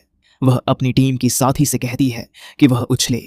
जैसे ही वह लड़की ऊपर नीचे कूदने लगती है, सबकी नजरें उसकी ओर टिक जाती हैं। लड़के उस उछलती हुई लड़की की तरफ ध्यान भटकाकर देख रहे होते हैं। इसी मौके का फायदा उठाकर अकीरा रियल से गेंद छीन लेता है। उसका आत्मविश्वास बढ़ जाता है और रिन समझ जाती है कि उसकी योजना उलटी पड़ गई। अकीरा सबको चकमा देते हुए आगे बढ़ता है और गोल की ओर शॉट मारने ही वाला होता है कि तभी वह पलक झपकते ही गेंद उसके पास आ जाती है। उसकी रफ्तार देखकर सब दंग रह जाते हैं। वह एक पल के लिए सोचता है कि अब गेंद का क्या करे। रियल चिल्लाकर कहता है कि बस पूरी ताकत से किक मार दे। वह पूरी ताकत लगाकर गेंद को लात मारता है। गेंद सीधी उड़ते हुए दूसरी टीम के गोल पोस्ट में जा गिरती है। वह मासूमियत से पूछता है कि क्या उसने सच में पॉइंट बना लिया। स्कूल के बाद एक मॉडलिंग एजेंसी उससे संपर्क करती है और उसे इंडस्ट्री ज्वाइन करने का प्रस्ताव देती है। वह विनम्रता से मना कर देता है। एजेंसी का प्रमुख हैरान रह जाता है कि कोई इतना बड़ा मौका ठुकरा कैसे सकता है। वह शांत भाव से कहता है कि वह अभी अपने स्कूल जीवन का आनंद ले रहा है। तभी एक मशहूर मॉडल वहां आती है और उसे मनाने की कोशिश करती है। उसके दोस्त हैरान रह जाते हैं कि वह उसे कैसे जानता है। वह समझाता है कि उसने कभी उसके साथ एक प्रोजेक्ट पर काम किया था। उन्हें एक आने वाली मैगजीन का कवर दिखाया जाता है जिसमें वे दोनों साथ दिखाई दे रहे हैं। इसी दौरान खेल प्रतियोगिता का पोस्टर उड़कर उनके पास आ गिरता है। खौरी उसे उठाने दौड़ती हुई आती है। अचानक उसके दिमाग में एक विचार आता है, क्यों न स्कूल पर एक विशेष लेख बनाया जाए और पूरे इवेंट के दौरान उसकी तस्वीरें ली जाएं। वह तुरंत स्कूल से अनुमति लेने चली जाती है। उधर दूसरे संसार में वह एक कंकाल राक्षस को हराता है, लेकिन उसे महसूस होता है कि उसकी ताकत अब पहले जैसी तेजी से नहीं बढ़ रही। वह फैसला करता है कि और गहराई में जंगल की ओर जाएगा। जंगल के भीतर उसे काले बेहद कठोर पेड़ों का एक क्षेत्र मिलता है। वे इतने मजबूत होते हैं कि सामान्य हमलों से उन पर खरोंच तक नहीं आती। वह सोचता है कि उसका पालतू सुकी अचानक इतना बड़ा कैसे हो गया। तभी उसे एहसास होता है कि सुकी तो उसके पीछे ही खड़ा है। अचानक एक धातु जैसा कठोर जंगली सुअर उस पर हमला कर देता है। वह खुद को ठीक करने की कोशिश करता है, लेकिन सुअर दोबारा वार करता है। उसे लगने लगता है कि वह मुसीबत में है। जैसे ही सुअर उस पर पूरी ताकत से झपटता है, अचानक वह हवा में उछलकर दूर जा गिरता है। उसके सामने एक अजीब सा खरगोश प्रकट होता है। वह खुद को यूसाउडी बताता है। वह हैरान रह जाता है कि यह प्राणी बोल भी सकता है। जंगली सुअर फिर से उठकर हमला करने की कोशिश करता है, लेकिन यूसाउडी एक ही पल में उसे खत्म कर देता है। उसके वार की ताकत से आसपास के कठोर पेड़ तक टूट जाते हैं। वह उसकी स्थिति जांचता है और देखता है कि उसकी शक्ति असाधारण है। उसके पास कई अनोखे खिताब और क्षमताएं हैं। वह मन ही मन सोचता है कि यह मुलाकात शायद उसकी किस्मत बदलने वाली है। वह यूसाउडी का उसकी मदद के लिए धन्यवाद करता है। खरगोश उससे कहता है कि वह अपनी किक दिखाए। वह अपनी पूरी ताकत से किक मारकर दिखाता है। यूसाउडी उसकी क्षमता देखकर प्रभावित होता है। फिर वह खुद एक किक मारकर कई मजबूत पेड़ों को एक ही वार में चीर देता है। इसके बाद वह उसे उसी तरह की किक की ट्रेनिंग देने लगता है। कड़ी मेहनत के बाद वह भी कुछ पेड़ों को तोड़ने में सफल हो जाता है। अब दोनों के बीच स्पैरिंग शुरू होती है। लड़ते लड़ते वह पूछता है कि आखिर उसे इतनी मेहनत से क्यों प्रशिक्षित किया जा रहा है। यूसाउडी बताता है कि वह उसे अपना उत्तराधिकारी बनाना चाहता है। वह कहता है कि वह डिवाइन कहलाता है और उसका कर्तव्य है कि अपनी कला किसी योग्य व्यक्ति को सौंपे। वह समझाता है कि डिवाइन एक उपाधि है जो किसी क्षेत्र में पूर्ण महारत हासिल करने वालों को दी जाती है। वह डिवाइन किकर है। उनका काम दुनिया को वायल नामक अस्तित्वों से बचाना है जो दुनिया की नकारात्मक शक्तियों का रूप हैं। वह पूछता है कि क्या उसके पास इस जिम्मेदारी को ठुकराने का विकल्प है। यूसाउडी कहता है कि वह मना कर सकता है, लेकिन वाइल से युद्ध अवश्यंभावी है, इसीलिए जितने अधिक सहयोगी हों उतना बेहतर है। वह डिवाइन बनना नहीं चाहता, लेकिन सोचता है कि अगर उसे नाइट और सुकी की रक्षा करनी है तो उसे और मजबूत होना पड़ेगा। यूसाउडी तय करता है कि वह उसे प्रशिक्षण देता रहेगा। बदले में वह उससे जादू सीखना चाहता है, क्योंकि वह उसके घर के चारों ओर लगे बैरियर से प्रभावित है। वह सोचता है कि वह तो ऋषियों की देन थी। फिर भी दोनों ज्ञान के आदान प्रदान पर सहमत हो जाते हैं। कुछ समय बाद उसे एक विशाल किंग मेटल बोअर पीछा करता है। यूसाउडी इसे बदला लेने का अच्छा मौका बताता है। कठिन संघर्ष के बाद वह अपनी किक्स और चाबुक के संयोजन से उस राक्षस को हरा देता है। जीत के बाद उसे पता चलता है कि उस राक्षस ने कई एस रैंक वस्तुएं गिराई हैं। यूसाउडी बताता है कि ये ट्रिपल एस रैंक के बराबर हैं और दुनिया में केवल कुछ ही एक्स रैंक राक्षस मौजूद हैं। वाइल तो उनसे भी ऊपर लेजेंडरी स्तर के होते हैं। अचानक उसे एक सूचना मिलती है कि वह विकसित हो रहा है। उसका शरीर चमकने लगता है।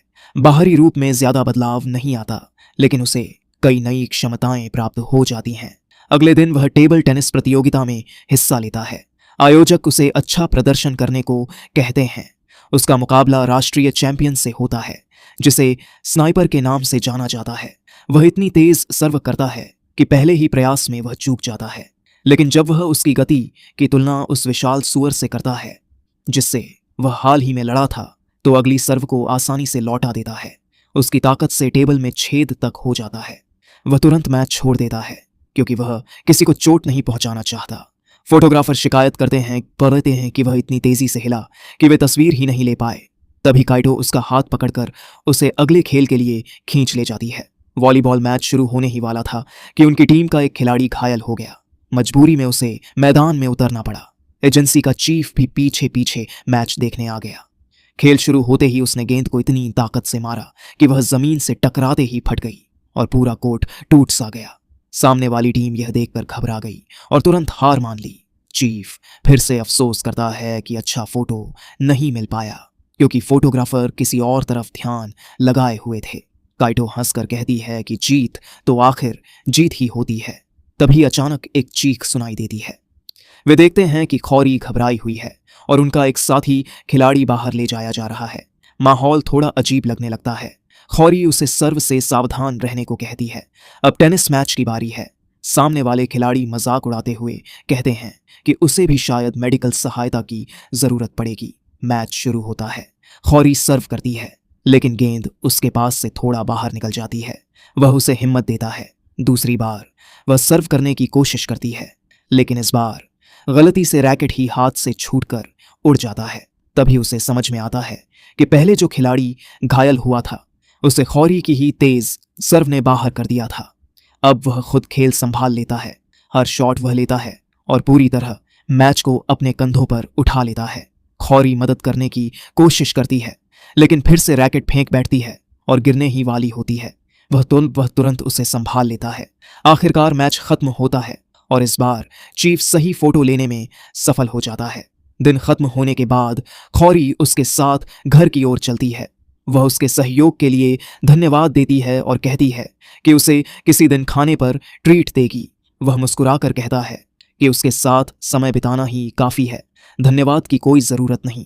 यह सुनकर खौरी हल्का सा झुकती है और अचानक उसे चूम लेती है। उधर दूसरी दुनिया में यूसाउडी एक वाइल से लड़ रहा होता है। वह जादू का इस्तेमाल कर खुद को बचाता है। वाइल हैरान हो जाती है, क्योंकि उसे जादू नहीं आना चाहिए था। यूसाउडी धन्यवाद देता है कि उसने उसे जादू सिखाया। अब वाइल समझ जाती है कि असली खतरा वही है जिसने उसे सिखाया है। वह फैसला करती है कि पहले उसी को ढूंढकर खत्म किया जाए। इधर मॉडलिंग एजेंसी की चीफ अगले मैगजीन इश्यू की तस्वीरें देख रही है। वह खुश है कि उसकी तस्वीरें शानदार आई हैं। उसे पूरा भरोसा है कि यह अंक खूब बिकेगा, लेकिन उसका सहायक चिंता जताता है कि दूसरी एजेंसियां भी अब उसके पीछे पड़ जाएंगी। चीफ शांत रहती है। वह मुस्कुराकर कहती है कि उसके पास पहले से एक योजना है, ऐसी योजना जिससे वह इनकार ही नहीं कर पाएगा। एजेंसी चाहती है कि वह उनके साथ आधिकारिक रूप से जुड़ जाए। उधर उसके घर पर वह और कैली साथ बैठकर पढ़ाई कर रहे हैं। वह उसे गणित में मदद करने के लिए धन्यवाद देता है। कैली मुस्कुराकर कहती है कि इसमें धन्यवाद की क्या बात है, क्योंकि वह भी उसे अंग्रेजी सिखा रहा है। वह हंसते हुए कहता है कि उसकी भाषा समझने की क्षमता इतनी तेज है कि अंग्रेजी उसके लिए आसान हो जाती है। फ्लैशबैक में दोनों को साथ घर लौटते दिखाया जाता है। परीक्षाएं नजदीक हैं और वह अपने नतीजों को लेकर थोड़ा चिंतित है। कैली हैरान होती है कि ऐसा भी कोई विषय है जिसमें वह कमजोर हो सकता है। उसी ने 7 पढ़ने का सुझाव दिया था। घर पर उसकी मुलाकात पहली बार नाइट और सुकी से होती है। वह दोनों को बेहद प्यारा पाती है। पढ़ते पढ़ते जब वे आराम करते हैं तो कैली बाथरूम जाने के लिए उठती है। उसके जाते ही वह सोचता है कि कहीं वह गलती से उस रहस्यमयी दरवाजे तक न पहुंच जाए। और सचमुच कैली उस दरवाजे के सामने खड़ी मिलती है जो दूसरी दुनिया से जुड़ा है। वह कहती है कि उसे लगा जैसे दरवाजा उसे बुला रहा हो। वह घबरा जाता है, लेकिन फिर सच्चाई बता देता है कि यह दरवाजा दूसरी दुनिया में जाता है। वह उसे हाथ बढ़ाकर अंदर डालने को कहता है।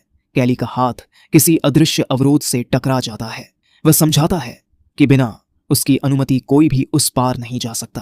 कैली उत्सुक होकर पूछती है कि दूसरी दुनिया कैसी है। वह बताता है कि वह राक्षसों और जादू की दुनिया है। वह उसे अपनी जादुई शक्ति दिखाता है। कैली हैरान रह जाती है।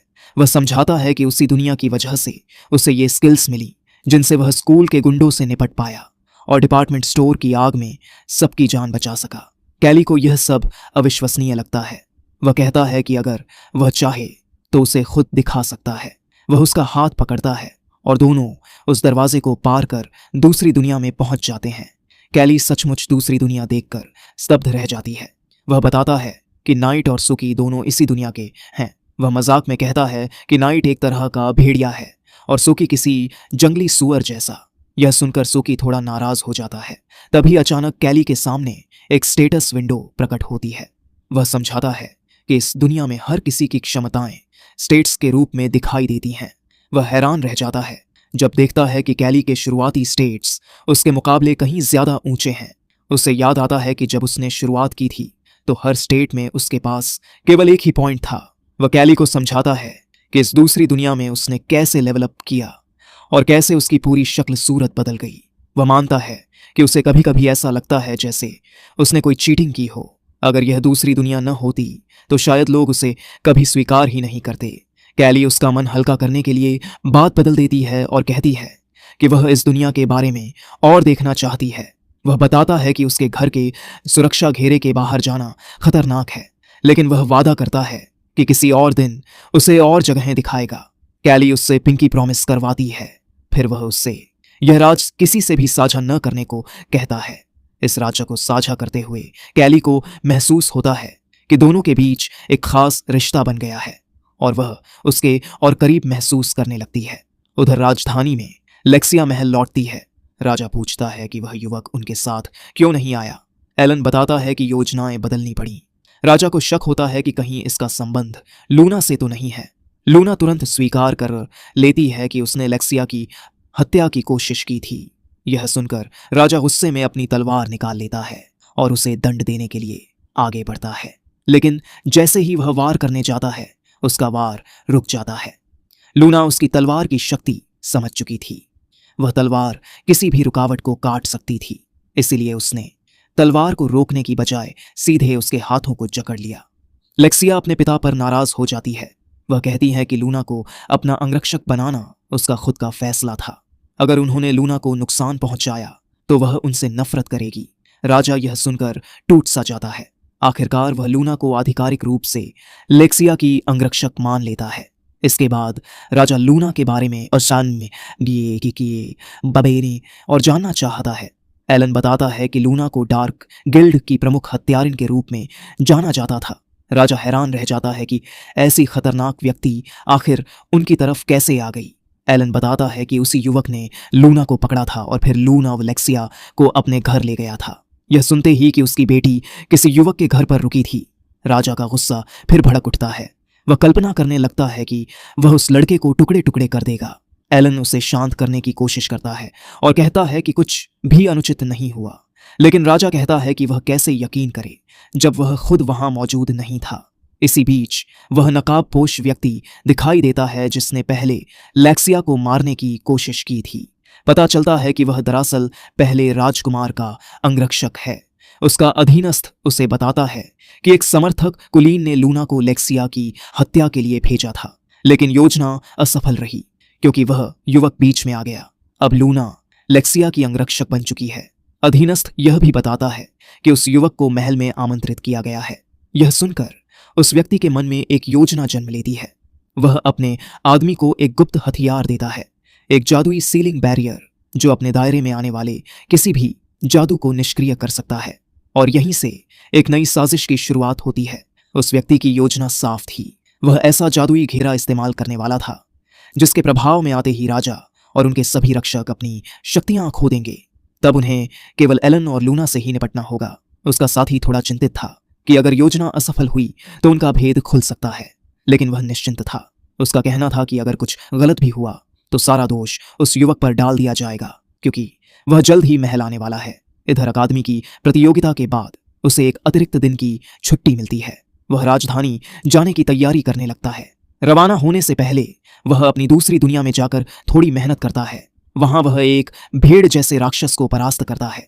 उस राक्षस से कई कीमती वस्तुएं मिलती हैं, जिनमें एक दुर्लभ बिस्तर भी होता है जो जादू की शक्ति से सर्वोत्तम नींद प्रदान करता है। इसके बाद वह पास के नगर की ओर जाता है।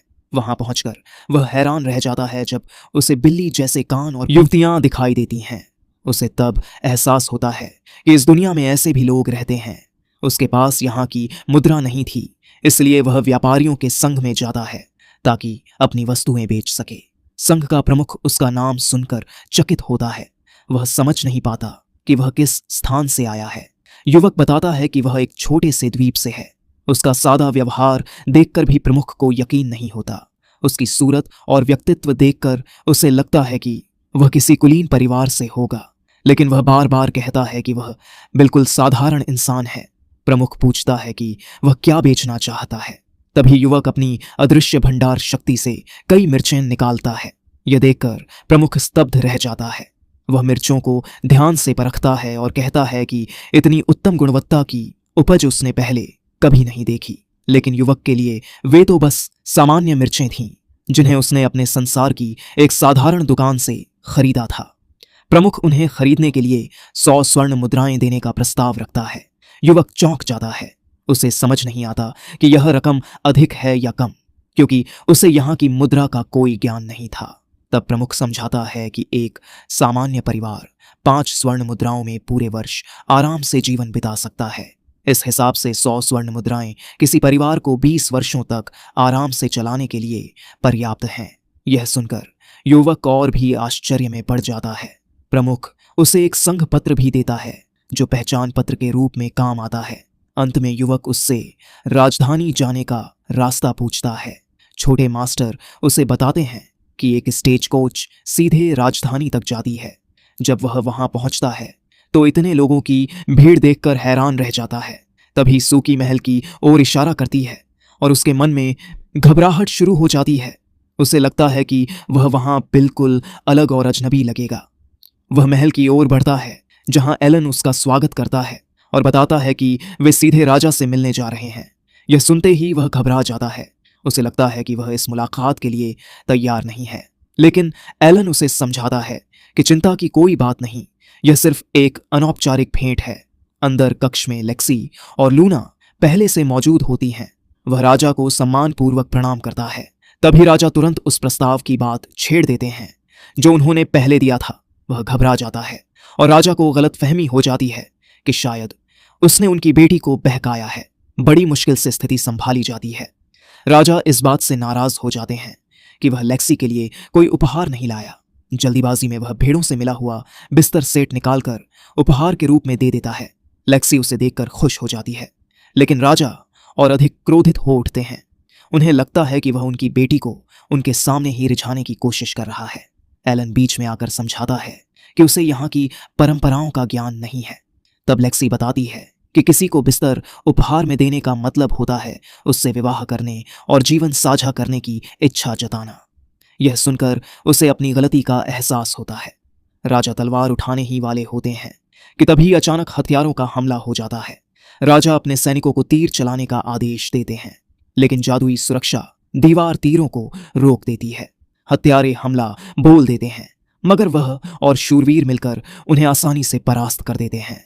लेक्सी खुशी से उसे गले लगा लेती है और उसकी तारीफ करती है, जबकि लूना ईर्ष्या में उसे अलग करने की कोशिश करती है। राजा बस गुस्से से उसे घूरते रह जाते हैं। एक हत्यारे के पास से एक खास प्रतीक चिन्ह मिलता है जिससे पता चलता है कि इस हमले के पीछे प्रथम राजकुमार राडार का हाथ है। हमले की खबर पूरे महल में फैल जाती है और राजा खुद को अपने कक्ष में बंद कर लेते हैं। वह सोचता है कि अब उसे क्या करना चाहिए।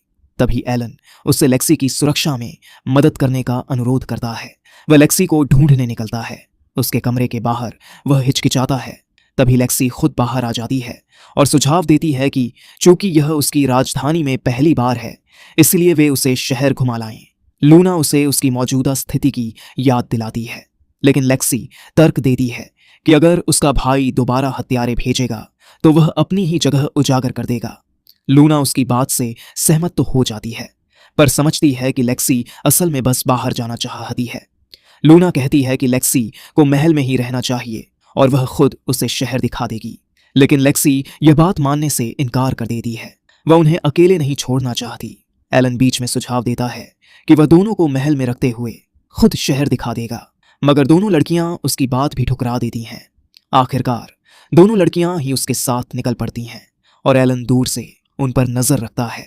लेक्सी उसे आभूषणों की दुकान दिखाना चाहती है, जबकि लूना के अपने अलग सुझाव हैं। दोनों उसके लिए आपस में बहस करने लगती हैं।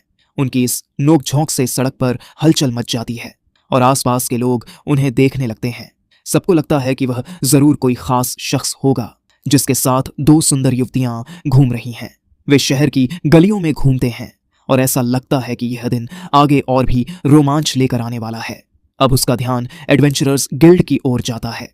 वह बताता है कि राजधानी आते समय उसने मर्चेंट्स गिल्ड में तो पंजीकरण करवा लिया था। यह सुनकर लूना सुझाव देती है कि उसे एडवेंचरर्स गिल्ड में भी रजिस्टर करना चाहिए। आखिर वह अक्सर शिकार पर जाता है। ऐसे में राक्षसों से मिलने वाली सामग्री बेचना आसान हो जाएगा और क्वेस्ट लेकर कुछ अतिरिक्त धन भी कमाया जा सकेगा। लूना खुद भी रजिस्टर करने का फैसला करती है। उसका असली इरादा साफ है, वह उसके साथ क्वेस्ट पर जाना चाहती है। लेक्सी को यह विचार बिल्कुल पसंद नहीं आता, लेकिन लूना मुस्कुराते हुए कहती है कि अगर लेक्सी चाहे तो वह भी रजिस्टर कर सकती है। लेक्सी को दोनों का साथ साथ रहना अखरता है। इस पर लूना चुटकी लेते हुए कहती है कि वह चिंता न करे, वह शायद उसके साथ क्वेस्ट लेने में इतना व्यस्त रहेगा कि उसके लिए समय ही नहीं बचेगा। तीनों गिल्ड पहुंचते हैं, जहां क्लर्क अमेलिया उन्हें आवेदन पत्र देती है। वह फॉर्म भरना शुरू करता है, लेकिन एक सवाल उसे रोक देता है। आप कौन कौन सी जादुई शक्तियां इस्तेमाल कर सकते हैं? उसे याद आता है कि ऋषि ने कहा था कि यहाँ जादू का ज्ञान उतना उन्नत नहीं है, इसीलिए वह तय करता है कि सब कुछ लिखना ठीक नहीं होगा।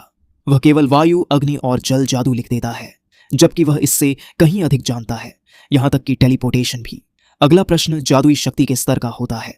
अमेलिया बताती है कि इसके लिए वे एक क्रिस्टल बॉल का उपयोग करते हैं, जो किसी व्यक्ति की जादुई ऊर्जा मापती है। वह सोचता है कि सीधे उनके स्टेटस विंडो को क्यों नहीं देख लेते, लेकिन अमेलिया समझाती है कि अधिकांश एडवेंचरर अपनी जानकारी गुप्त रखते हैं, इसलिए यह तरीका अपनाया जाता है। पहले लूना अपनी ऊर्जा मापती है। क्रिस्टल बॉल पीली रोशनी से चमक उठती है। वह हल्की मुस्कान के साथ कहती है कि वह कभी जादू में बहुत निपुण नहीं रही। अब उसकी बारी आती है। जैसे ही वह अपनी ऊर्जा प्रवाहित करता है, पूरा कमरा स्तब्ध रह जाता है। क्रिस्टल बॉल टूटकर चकनाचूर हो जाती है। अमेलिया को लगता है शायद कोई गलती हुई है, इसलिए वह दोबारा परीक्षण करती है, लेकिन नतीजा वही। क्रिस्टल फिर से टूट जाता है। वह संकोच में माफी मांगता है और पूछता है कि क्या उसे इसका भुगतान करना पड़ेगा, मगर अमेलिया उसे आश्वस्त करती है कि इसकी चिंता न करे। जब अमेलिया उसके आवेदन को ध्यान से पढ़ती है तो और भी चौंक जाती है। 3 प्रकार के जादू का उपयोग। वह बताती है कि 3 तत्वों पर नियंत्रण होना ही परियों की कहानियों के नायकों जैसा माना जाता है। लेक्सी उसकी ओर गर्व से देखती है और वह मन ही मन खुश होता है कि उसने अपनी बाकी शक्तियों का जिक्र नहीं किया। अमेलिया उनके फॉर्म एक मशीन में डालती है और उनसे गिल्ड कार्ड निकल आते हैं। वह समझाती है कि नए एडवेंचरर होने के नाते वे F रैंक से शुरुआत करेंगे। वह पूछता है कि क्या क्वेस्ट पूरी करने की कोई सख्त शर्त है, तो अमेलिया बताती है कि वे अपनी गति से काम कर सकते हैं। हाँ, आइटम गैदरिंग क्लास में ध्यान रखना होगा कि पौधों को जरूरत से ज्यादा न तोड़ा जाए ताकि वे दोबारा उग सकें। वे तीनों क्वेस्ट बोर्ड के सामने खड़े होकर सोच ही रहे होते हैं कि शुरुआत किससे करें। तभी ग्लेंडा नाम की एक महिला उसके पास आती है। उसने क्रिस्टल तोड़ते हुए उसे देखा था और वह उसके साथ टीम बनाना चाहती है, लेकिन लेक्सी और लूना तुरंत बीच में आ जाती हैं और उसे दूर खींच ले जाती हैं, यह कहते हुए कि वह जरूरत से ज्यादा चिपक रही है।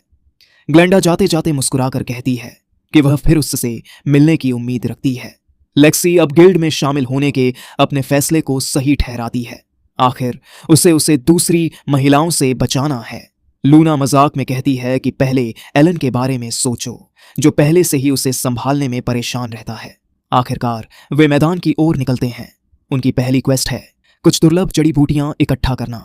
वह हैरान रह जाता है जब उसकी डिसआर्म स्किल खुद ब खुद उसे सही तरीके से पौधे काटने के निर्देश देने लगती है।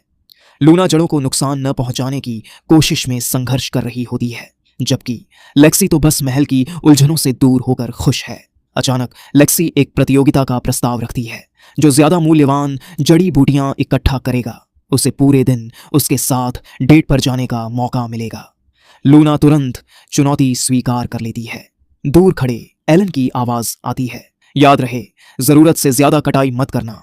और इस तरह उनकी पहली क्वेस्ट भी एक हल्की फुल्की प्रतिस्पर्धा और नोकझोंक के साथ शुरू हो जाती है। तीनों अलग अलग दिशाओं में जड़ी बूटियां ढूंढने निकल जाते हैं और वह अकेला रह जाता है। उसे एक औषधीय पौधा मिल जाता है, लेकिन आका सिल्की उसकी मदद करने की कोशिश में गलती से बेहद जहरीला पौधा ढूंढ लाती है। तभी लड़कियां भी अपनी अपनी जड़ी बूटियां लेकर लौट आती हैं और वह उनकी तोड़ी हुई जड़ों और पत्तियों को ध्यान से परखने लगता है। अचानक एलन घबराया हुआ वहां पहुंचता है। उसे खबर मिली है कि प्रथम राजकुमार का ठिकाना पता चल गया है। वह उससे तुरंत मदद मांगता है। लेक्सी और लूना को महल वापस भेज दिया जाता है, जबकि वह और एलन सैनिकों के साथ आगे बढ़ते हैं। वे एक सुनसान जर्जर मकान तक पहुंचते हैं। चारों ओर सन्नाटा है। एलन को लगता है कि शायद पहले भेजे गए सैनिक राजकुमार को पकड़ चुके होंगे, लेकिन जैसे ही वे अंदर कदम रखते हैं, अचानक एक चाकू आकर एक सैनिक को जा लगता है। अंदर वे प्रथम राजकुमार को देखते हैं, जो एक गार्ड की जान को खतरे में डालकर खड़ा है। वह तुरंत स्थिति भांप लेता है और अपने नाइट को आदेश देता है, जो फुर्ती से उस सैनिक की जान बचा लेता है। एलन राजकुमार को चारों ओर से घेर लेता है और आत्मसमर्पण करने को कहता है, मगर वह उग्र होकर हमला कर देता है। अचानक वह अपनी ही जान लेने की धमकी देता है, खुद को निकम्मा बताते हुए। सब एक पल के लिए हिचक जाते हैं, समझ नहीं पाते क्या करें। तभी वह बिना झिझक उसके पास पहुंच जाता है। राजकुमार वार करने की कोशिश करता है, लेकिन एक ही झटके में जमीन पर गिरा दिया जाता है। एलन राहत की सांस लेता है और सैनिक उसे गिरफ्तार करने की तैयारी करते हैं। उसी क्षण जोरदार धमाका होता है। पूरा मकान उड़ जाता है। धूल के बीच राजकुमार के चेहरे पर राहत झलकती है, क्योंकि उसे लगता है कि वही रहस्यमयी लड़की उसकी मदद के लिए आई है। लेकिन लड़की हालात का आकलन करती है और ठंडे स्वर में कहती है कि वह असफल हो चुका है, अब उसकी कोई जरूरत नहीं। राजकुमार स्तब्ध रह जाता है। उसे तो लगा था कि वह उसे राजा बनाने में मदद कर रही है, लेकिन लड़की अपने असली इरादे उजागर करती है। वह तो उसे इस्तेमाल करके युद्ध भड़काना चाहती थी, ताकि जितने हो सकें उतने लोग मारे जाएं। राजकुमार को एहसास होता है कि वह सिर्फ एक मोहरा था। लड़की उसे खत्म करने के लिए आगे बढ़ती है। एलन बीच में आने की कोशिश करता है, लेकिन अचानक एक तीर आकर उसे रोक देता है। वह चौंकता है, ये तीर आ कहां से रहे हैं? लड़की लगातार तीरों की बौछार करने लगती है। वह बताती है कि उसका लक्ष्य है पूरी मानव जाति का सफाया।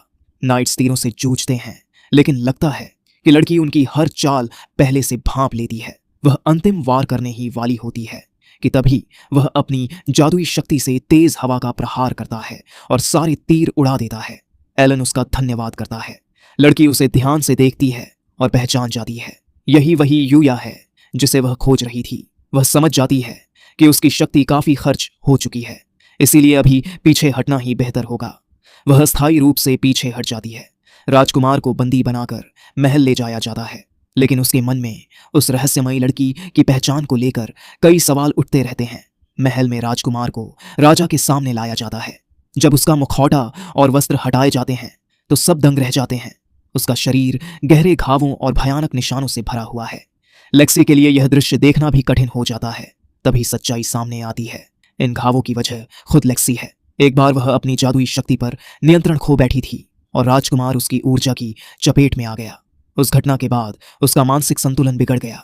लेक्सी की अनियंत्रित जादुई ऊर्जा ने उसके भीतर विनाश की तीव्र इच्छा जगा दी। उस विनाशकारी आग्रह को दबाने के लिए वह अपने ही शरीर को नुकसान पहुंचाने लगा। वह राजा को दोष देता है, कहता है कि जब वह प्रथम राजकुमार के योग्य नहीं रहा तो उसे लोगों से अलग थलग कर दिया गया, जैसे उसका अस्तित्व ही न हो। उसकी पीड़ा सुनकर वह चुपचाप सब समझता है। शायद कहीं ना कहीं वह उसकी भावनाओं से जुड़ाव महसूस करता है। आखिरकार राजकुमार टूटकर कहता है कि वह बस अपनी पीड़ा का अंत चाहता है और वह मृत्यु की भीख मांगता है। तभी वह आगे बढ़कर कहता है शायद वह उसकी मदद कर सकता है। सबकी निगाहें उस पर टिक जाती हैं। वह अपनी हीलिंग जूस की शीशी निकालता है। पहले तो राजकुमार विरोध करता है, लेकिन अंततः वह दवा उसके घावों पर असर दिखाने लगती है। धीरे धीरे उसके शरीर के सारे निशान गायब हो जाते हैं। कमरे में सन्नाटा छा जाता है। राजकुमार कांपते हाथों से शीशे में खुद को देखता है। उसका शरीर पूरी तरह ठीक हो चुका है। उसे यकीन ही नहीं होता वह सचमुच ठीक हो गया है। राजकुमार के ठीक हो जाने के बाद वह सबको बताता है कि उसका यह healing juice cure all herb से बना है। यह सुनते ही राजा स्तब्ध रह जाते हैं, क्योंकि वह कोई साधारण जड़ी बूटी नहीं बल्कि एक पौराणिक और दुर्लभ औषधि है। वह उसका आभार व्यक्त करते हैं कि उसने इतनी कीमती वस्तु अपने पुत्र को बचाने में लगा दी। लेकिन वह सहज भाव से कहता है कि चिंता की कोई बात नहीं, वह उस जड़ी बूटी को अपने बगीचे में खुद उगाता है। यह सुनकर राडार हंसने लगता है। उसका मानना है कि चाहे वह ठीक हो गया हो, फिर भी उसे मृत्युदंड से तो नहीं बचाया जा सकता। लेक्सी पूछती है कि आखिर उसका अपराध क्या है। राजा गंभीर स्वर में बताते हैं कि उसने कई बार उसकी जान लेने की कोशिश की थी। लेक्सी आगे बढ़कर कहती है कि चूंकि अपराध उसी के खिलाफ था, वह उसे माफ करती है। राजा कहते हैं कि मामला इतना सरल नहीं है, उसने उन पर भी हमला किया था। लेकिन लेक्सी जिद करती है कि उसे पूरी तरह क्षमा किया जाए। कुछ पल की चुप्पी के बाद राजा अंततः मान जाते हैं। इस तरह राडार अपनी सजा से बच जाता है। अब बात आती है इनाम की। राजा सोचते हैं कि उसे क्या पुरस्कार दिया जाए। लेक्सी तुरंत मुस्कुराते हुए अपना हाथ विवाह के लिए प्रस्तावित करती है। लूना भी पीछे नहीं रहती, वह भी उससे विवाह का प्रस्ताव रख देती है। राजा हल्की मुस्कान के साथ दोनों को शांत करते हैं और अंत में स्पेन ही उसे लॉर्ड नाइट की उपाधि प्रदान करते हैं। साथ ही उसे एक विशाल जमीन और एक भव्य हवेली भी दी जाती है। रात को वह अपने कमरे में लौटता है और बिस्तर पर गिरते ही गहरी नींद में चला जाता है। लेकिन नींद में उसे एक अजीब सपना आता है। वही रहस्यमयी लड़की उसके सामने खड़ी है। दोनों के बीच भीषण युद्ध होता है और इस बार वह हार जाता है। घबराकर उसकी आंख खुलती है। अगले दिन वह स्कूल में होता है। उसके दोस्त उसे साथ घूमने का न्योता देते हैं, लेकिन उसका मन कहीं और है। क्लास खत्म होते ही वह जल्दबाजी में निकल पड़ता है, यहाँ तक कि कौरी को भी नजरअंदाज कर देता है। उसके मन में बस एक ही विचार घूम रहा है, वह रहस्यमयी लड़की। घर पहुंचकर वह तुरंत दूसरे संसार में लौट जाता है और खुद को और अधिक कठोर प्रशिक्षण में झोंक देता है। उसे एहसास है कि अगली लड़ाई आसान नहीं होगी। तभी नाइट किसी खतरे को महसूस करता है और अचानक उन पर हमला हो जाता है। वही लड़की सामने आ खड़ी होती है। वह पूछता है कि आखिर उसे क्यों निशाना बनाया जा रहा है। लड़की ठंडे स्वर में जवाब देती है, वह बदला चाहती है और वह उसकी योजनाओं के रास्ते में आ सकता है। उधर कौरी उसके घर पहुंचती है। वह साथ पढ़ाई करने आई है। दरवाजा खुला देखकर वह अंदर चली आती है। वह कमरे में इधर उधर देखती है, उसे ढूंढने की कोशिश करती है। तभी दूर कहीं से धमाकों की आवाज सुनाई देती है। वापस युद्ध भूमि पर लड़की तीरों की बारिश कर देती है। वह नाइट के साथ सीधा उस पर धावा बोलता है।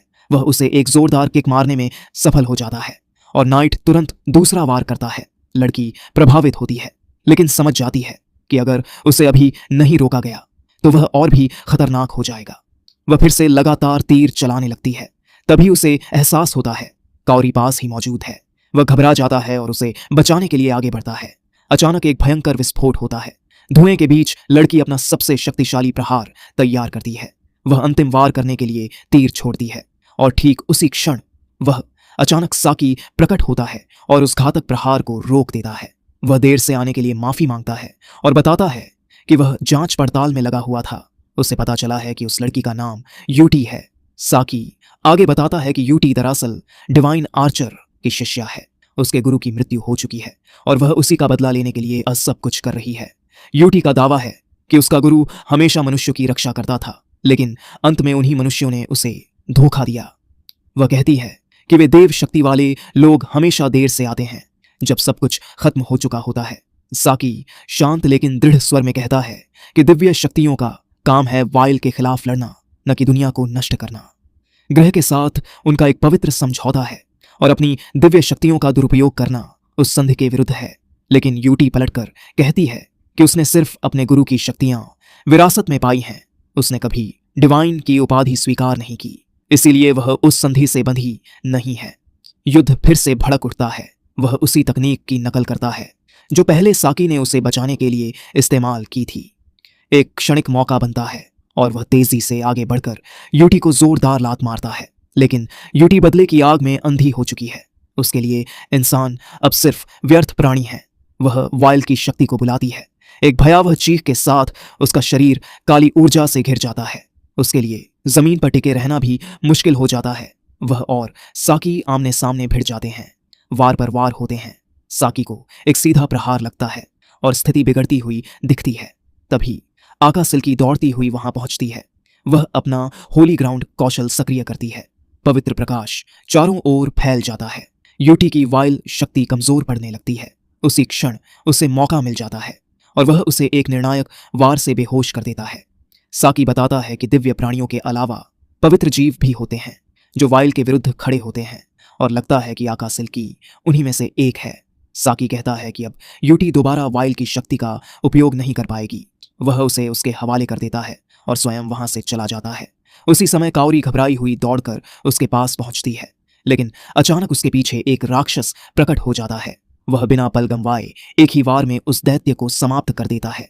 काओरी स्तब्ध रह जाती है। वह धीमे स्वर में समझाता है, इस दुनिया में उसकी जिंदगी ऐसी ही है।